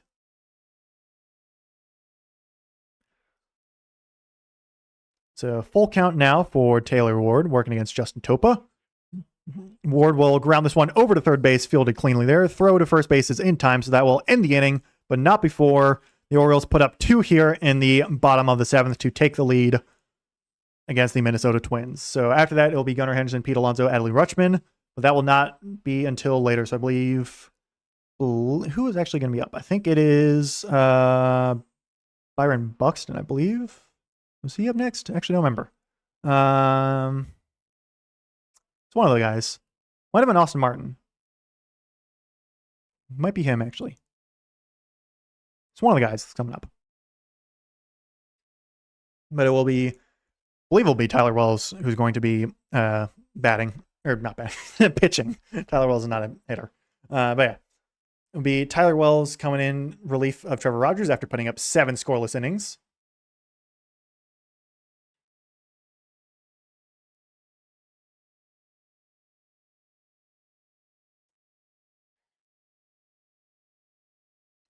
Just looking at highlights of O'Neal Cruz being not good at baseball in center field. Yeah, that was a really bad error. Wow.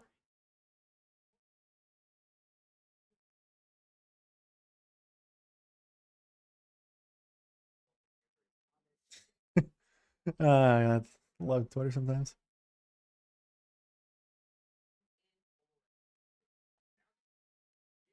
Joel Embiid's talking about O'Neal Cruz. That's not good. Yeah, it's bad.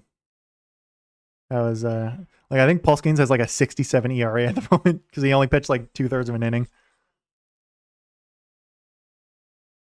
So going to the 8th inning, O's now with the first lead of the season after a stellar start from Trevor Rogers.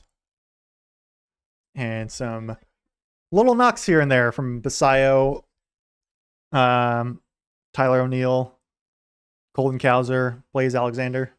Some small ball there in a sense.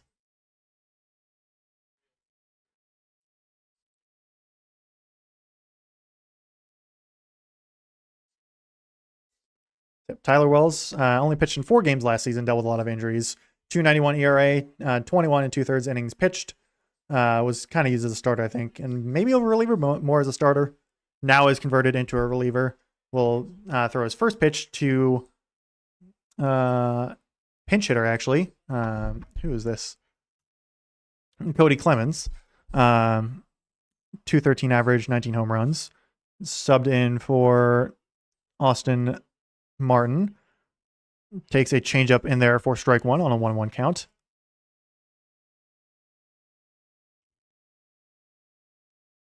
So Cody Clemens was cash considerations purchase from the Phillies back in April of 2025. We'll ground this one over to second base. Alexander fields it cleanly, throws it over Pete Alonso. That is out number 1 in the 8th inning.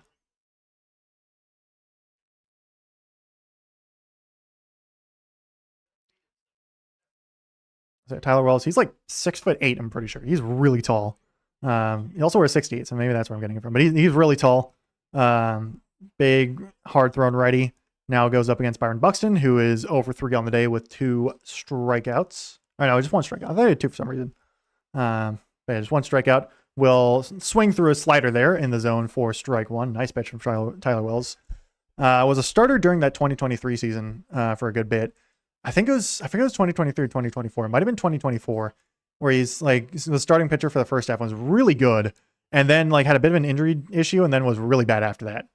There was a cutter there, looked exactly like a slider, but I guess it's slightly different. And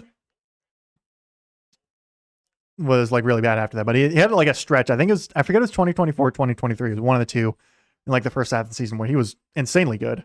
Also, Grant Wolfram for the Orioles lefty reliever is warming in the bullpen. Buxton will knock this one over the head of Kobe Mayo and Gunnar Henderson. That will be the first extra base hit of the game as Buxton will motor actually over into third base. And that is a triple there for Byron Buxton.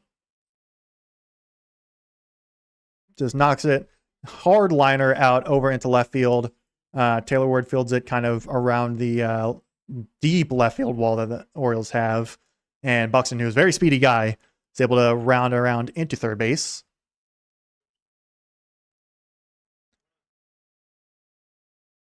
So immediate runner in scoring position here for the Minnesota Twins. Just gets it to the deepest part of the ballpark, essentially. Ward is able to field it after a couple bounces around. But yeah, Buxton was screaming around the bases. Brings up Luke Keishel. 1 for 3 on the day. He will look at strike one on a slider on the bottom left corner. Really nice pitch there. So the 1 run doesn't kill you for the Orioles. So it's not the worst thing in the world to give up the runner at third. Just don't want to give up 2 runs. Next pitch is another slider that is away of the zone. So that is ball 1. 1-1 on the day. And a motorcycle just powered by my house. I have the window open because it's like absolutely beautiful out, and that was a very loud motorcycle. So 1-1 count here from Tyler Wells to Luke Keishel, righty on righty. Next pitch is Keishel will knock this one out into the gap in left center, but that will be caught in the line by Taylor Ward. That will drive to the run though. So sac fly from Keishel, drives in Byron Buxton, gives the Twins their first run of the season. Cuts the lead now 2-1 as well actually literally 2-1 for the Orioles. But it does leave the bases empty with 2 outs. I guess that's the only silver lining at the moment. So Ryan Jeffers now up, catcher for the Twins, 0 for 3 on the day. Or no, 1 for 3 on the day, never mind. Singled in the second inning, got out ever since. So Tyler Wells gives up his first run of the season. First run the Orioles have given up of the season. Gives up the couple hard hits, or hard contact off the bat. 1 a triple, 1 a sac fly. Throws the slider there at the bottom of the zone, clips it for strike 1. Slider's been pretty good actually for Tyler Wells. The fastball has been getting hit hard. Jeffers did ground into a double play earlier in the game. He will knock this slider out of play foul for strike 2.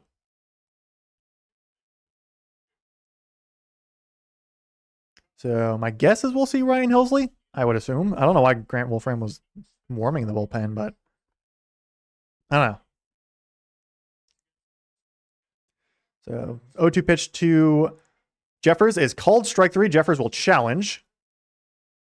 That was like basically bottom left corner of the zone. Not sure if that's going to stand or not. It is going to be overturned. That is a ball just outside. That was incredibly close by 0.4 of an inch. It was really close on, I think, like a sinker or something. Maybe a slider. Just barely didn't make it. So 1-2 instead of the strikeout looking. So Wells working on Jeffers, righty on righty. Pitch now is grounded foul by Jeffers on another sinker, slider, breaking type of pitch. Grounded off the plate, essentially. So 14th pitch here coming for Tyler Wells, who has given up the 1 earned run. O's still again have the lead 2-1. 1-2 count here to Jeffers. He will swing on and miss. Strike 3 on the slider. That will end the inning. So the O's still hold the lead going into the bottom of the 8th inning. So I don't think Tyler Wells is entirely too happy about the inning, giving up the 1 run, but does hold him to just 1 run. So that will do it there. New relief pitcher for the Twins is someone, whoever number 55 is. See if I can figure that out. That is Taylor Rogers, right? Yeah, because he was warm. Duh. So lefty relief pitcher will be going up against Henderson, Alonso, and Rutschman. So lefty righty switch hitter. I don't think the Orioles are going to be pinch hitting anyone anytime soon. Check the MLB scoreboard here. Let's see. Still nothing in that Red Sox-Reds game. 10-4 Nationals over the Cubs. Still 6-0 Tigers over the Padres. Still 2-0 Phillies over the Rangers. Now 1-0 Cardinals over the Rays. Brewers win 14-2 over the White Sox. That was the only other game that went final. Outside of that, there's going to be the Diamondbacks Dodgers at 8:30. That game's not going to be starting unless for some reason this game goes like 17 extra innings, which I don't think it will be. I'm not going to be able to talk about that game. I mean, I might be recording some World of Warship stuff tonight, and maybe I'll throw in a shout out there if I'm paying attention.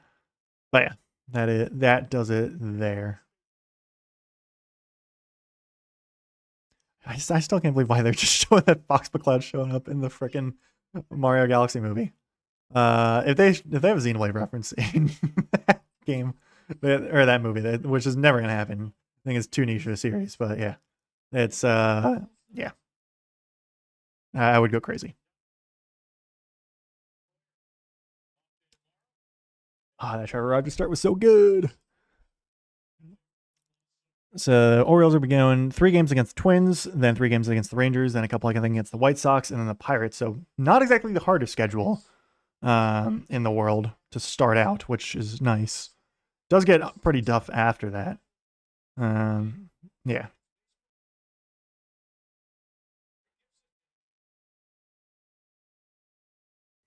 Joel Embiid. Can't get over that. Tweeting about O'Neal Cruz. That's crazy. So Taylor Rogers going up against Gunnar Henderson, who fouls off the first pitch.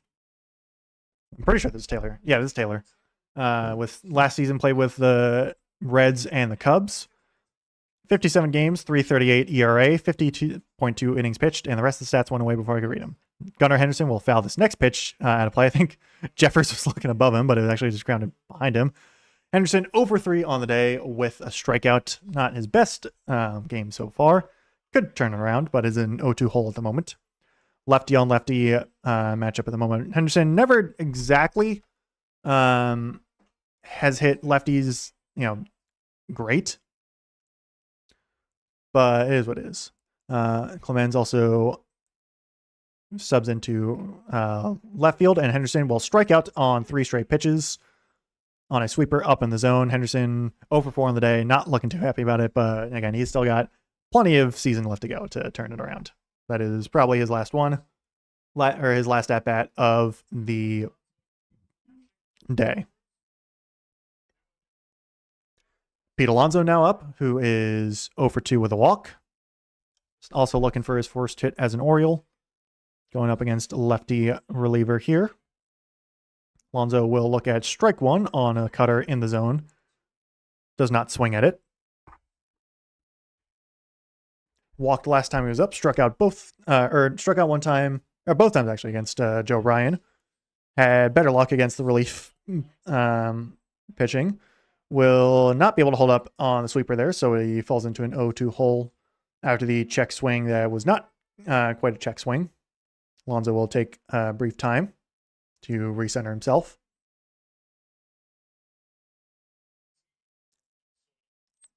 So the Polar Bear could potentially extend the lead here for the Orioles. Certainly wouldn't mind that. He will look at ball 1 inside on a sinker. Ryan Helsley now warming up in the bullpen. No surprise there. Signed to be the closer for the Orioles for this year, as Felix Bautista still recovers from his shoulder injury.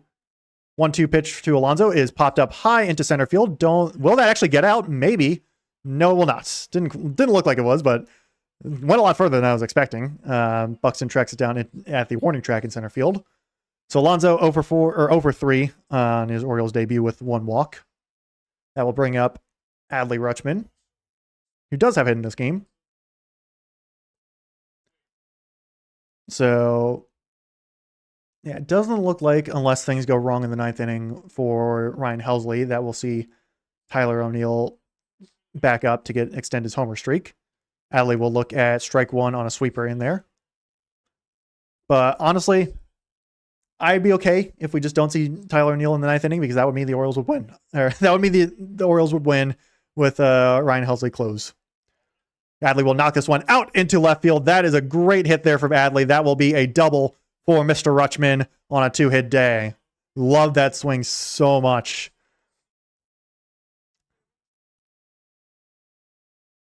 We got some weird new double celebration. Don't know what it is, but it looked weird. Looked cool, though. But yeah, first extra base hit for the Orioles this day. That belongs to Adley Rutschman. 2-hit day there for him. That will bring up Samuel Basayo, who also has a hit in this day. So actually, if Basayo hits, then we'd see Tyler O'Neill. So Yeah, I get a hit here from Basayo. Then we get Tyler Neal. Then we get a homer for him. That would be great. Basayo will pop this one up. Doesn't look like it instead, as first pitch from Basayo is skied out into left field, and that will do it for the bottom of the eighth.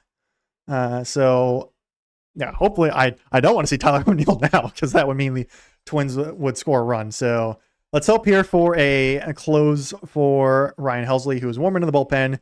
He will be brought in for the top of the ninth here to try and net the Orioles their first win of the season. He's walking on the field now. And yeah, they're going to go to a commercial break, obviously, because it's in between innings. Let's see, how am I doing in fantasy? Yeah, I'm up 18-14 now. I'll take that. Jose Soriano's having a nice time at the moment. That's a good pickup there. Jackson Merrill, unfortunately, not doing great. Manny Machado does have a hit. Alec Burleson has a hit. Adley has 3 points. Nice. Take that. I should have put in Weatherholt. Dang it. He has 6 points. He has a home run. I should have put him in over. I should have put him in over Caleb Durbin. That's what I should have put in. But it's good to see. Did I draft him? No, I brought him in free agency. JJ Weatherholt, shortstop for the St. Louis Cardinals. It's like in line for. I mean, he's one of the favorites for Rookie of the Year, essentially, in the National League. And he already has a homer in this game. So actually, that might have changed that Cardinal score. So let's check that scoreboard. So Red Sox, Reds still 0-0. Angels, Astros still 0-0. Tigers up 8-0 against the Padres. Phillies still up 2-0 against the Rangers. Cardinals, Rays are actually tied 1-1 now at the moment. So that's that.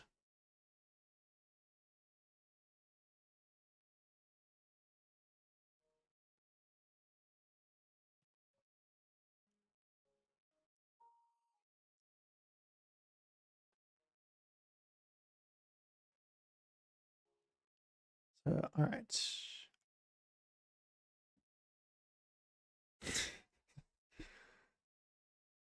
Yeah, a lot of smiles around Oriole Park at Camden Yards at the moment. Ryan Helsley now brought on to try and close out this game. It was really good with the Cardinals, then was traded to the Mets and was really bad with the Mets. I think he was tipping his pitches while he was in New York. So hopefully he doesn't tip his pitches here and plays a lot better. So working against Wallner. Wallner will swing through a fastball for a strike one. Matt Wallner, who is 1 for 2, or I guess what? 1 for 1 or 0 for 1 on the day with 2 walks. That's what it is. Got there eventually. 0-1 count now. Helsley will get a swinging strike there on a splitter. Quick 0-2 count here for Helsley.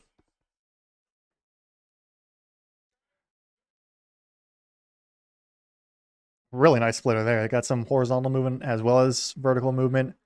It's a quick show of dominance from Helsley on those first 2 pitches. 2 swinging strikes. Wallner takes his time. Now gets set. Pitch from Helsley is down in the dirt with a splitter there for ball 1. No swing from Wallner. So Matt Wallner, Josh Bell, Victor Caratini is the lineup listed. Don't know if we'll see a pinch hitter or not. If not, it will be those 3. So lefty, I think righty, and then switch hitter. Pitch 4 is up high with a fastball at 102. It is. It doesn't look like it's 102, but that's what they're saying. No swing in the end from Wallner, so it is 2-2 now on the count. So pitch number 5 from Helsley to Wallner is swung on a miss. Strike 3. That is at 100 on a fastball. Out number 1 in the top of the ninth. Not bottom of the ninth, top of the ninth. That's where we're at. Can I refresh? Can you refresh, please? Thank you. Just power fastball. That's all it is. And another swing strike. Out number 1. Josh Bell, who's 0 for 2 on the day with a walk, 2 strikeouts, will look at ball 1 on a slider inside.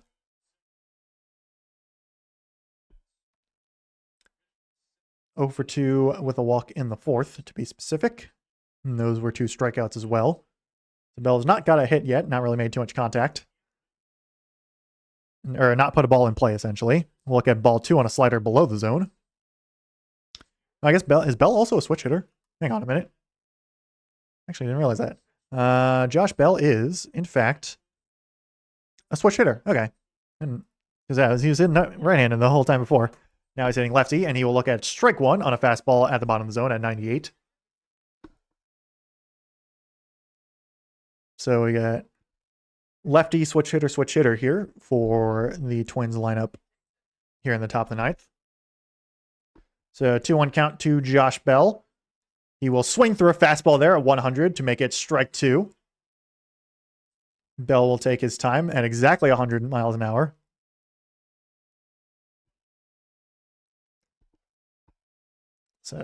So far through 9 pitches, it's been good for Helsley, but could always change.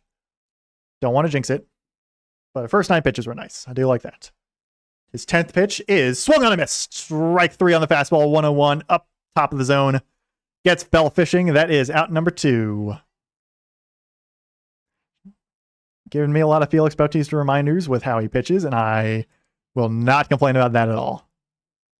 Just triple digits fastball and a deadly splitter. Throwing a slider for good measure. Love that. So 2 strikeouts here for Ryan Helsley. That will bring up Victor Caratini as the last hope for the Minnesota Twins. 0 for 2 on the day. He will pop this one high up into the air. That will be a foul ball for strike 1. 0 for 2 with a walk in the 7th. Has grounded into a double play. Has no chance to ground into a double play here because there's no one on base. 0-1 count here as Camden Yards gets real loud. So 2 strikes away from win here are the Orioles, but Twins can certainly tie it with a home run. Next pitch is a splitter up high for ball 1.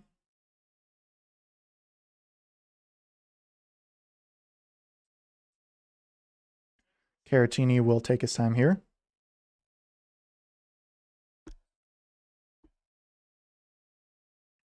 So Helsley on the 1-1 count, looking to close this game out against Victor Caratini. If Caratini were to reach, it would be Royce Lewis, then Brooks Lee after that. Right now, the 1-1 count is grounded foul. So strike away on the splitter. Orioles strike away from their first win of 2026. Will we see the fastball? Will we see the splitter? Will we see the slider? My guess is fastball. So that's what's been really working so far. Caratini will foul this fastball up. That was 99 above the zone, but Caratini able to get a bat on that as Masson was really struggling with the camera work there. So Caratini stays alive. Still 1-2 though, not a favorable count for him.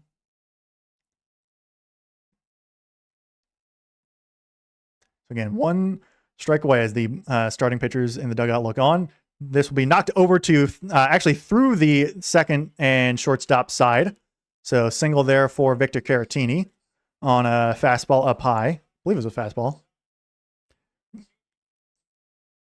So the tying run is on first. The winning run is on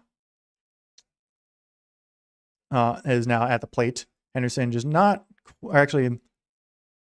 Kobe Mayo was shaded there. I guess Henderson was shaded at second. The shift for what they could do was on. Got a pinch runner for Victor Caratini. That is, who is number 30? Let me look that up real quick. Pinch runner is James Outman, who's acquired at the trade deadline last year from the Dodgers. Throw back from Helsley to first base is not in time, but checks the runner. So first disengagement for Ryan Helsley. We get a pinch hitter for Royce Lewis as well. It is Trevor Larnach as well. Fastball is up, clips the top of the zone. Maybe could be challenged, but is not. So that is strike 1 to Larnach. Trevor Larnach is former first-round pick by the Twins in 2020. Or 2018, the 20th overall pick in 2018. Refresh that real quick. Next pitch is swung on a missed on a slider. 0-2. Again, 1 pitch away from the victory.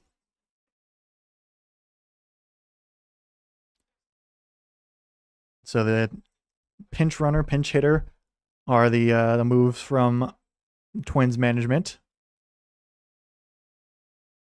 Everyone's looking on tensely as Ryan Helsley, in a favorable count for him, 0-2 here, pitching to Trevor Larnach, the lefty pinch hitter. Next pitch is down in the dirt, skips away from Adley Rutschman. Actually, that will advance the runner over to second, so not good there. Slider gets spiked into the ground. So runner is in scoring position, unfortunately. Rutschman, usually a pretty good defensive catcher, but just kind of gets under his glove and through his legs. Actually, I think it might have kicked off the umpire's foot as well, so it ricocheted off to the side instead of going all the way to the backstop. So 1-2 count here. That'll be swung on a miss. Strike 3. That ends the game. Slider in the dirt. Larnach goes fishing, and Helsley gets his first career save as a Baltimore Oriole. Orioles start off the season with a win, 2-1 over the Minnesota Twins. Albie gets his first win as an Orioles manager. Cowser with sack fly, and I believe it was, who was out of the other? Blaze Alexander gets the game-winning ribby. So that will do it for game number 1 for the Baltimore Orioles. That will do it for this little stream as well. So yeah, tune in. Next stream will be next Thursday as I continue with Super Metroid, and probably face straight on or whoever it is down in Meridia, and then also go find the Spazer because I missed that, and I'm really upset that I missed that.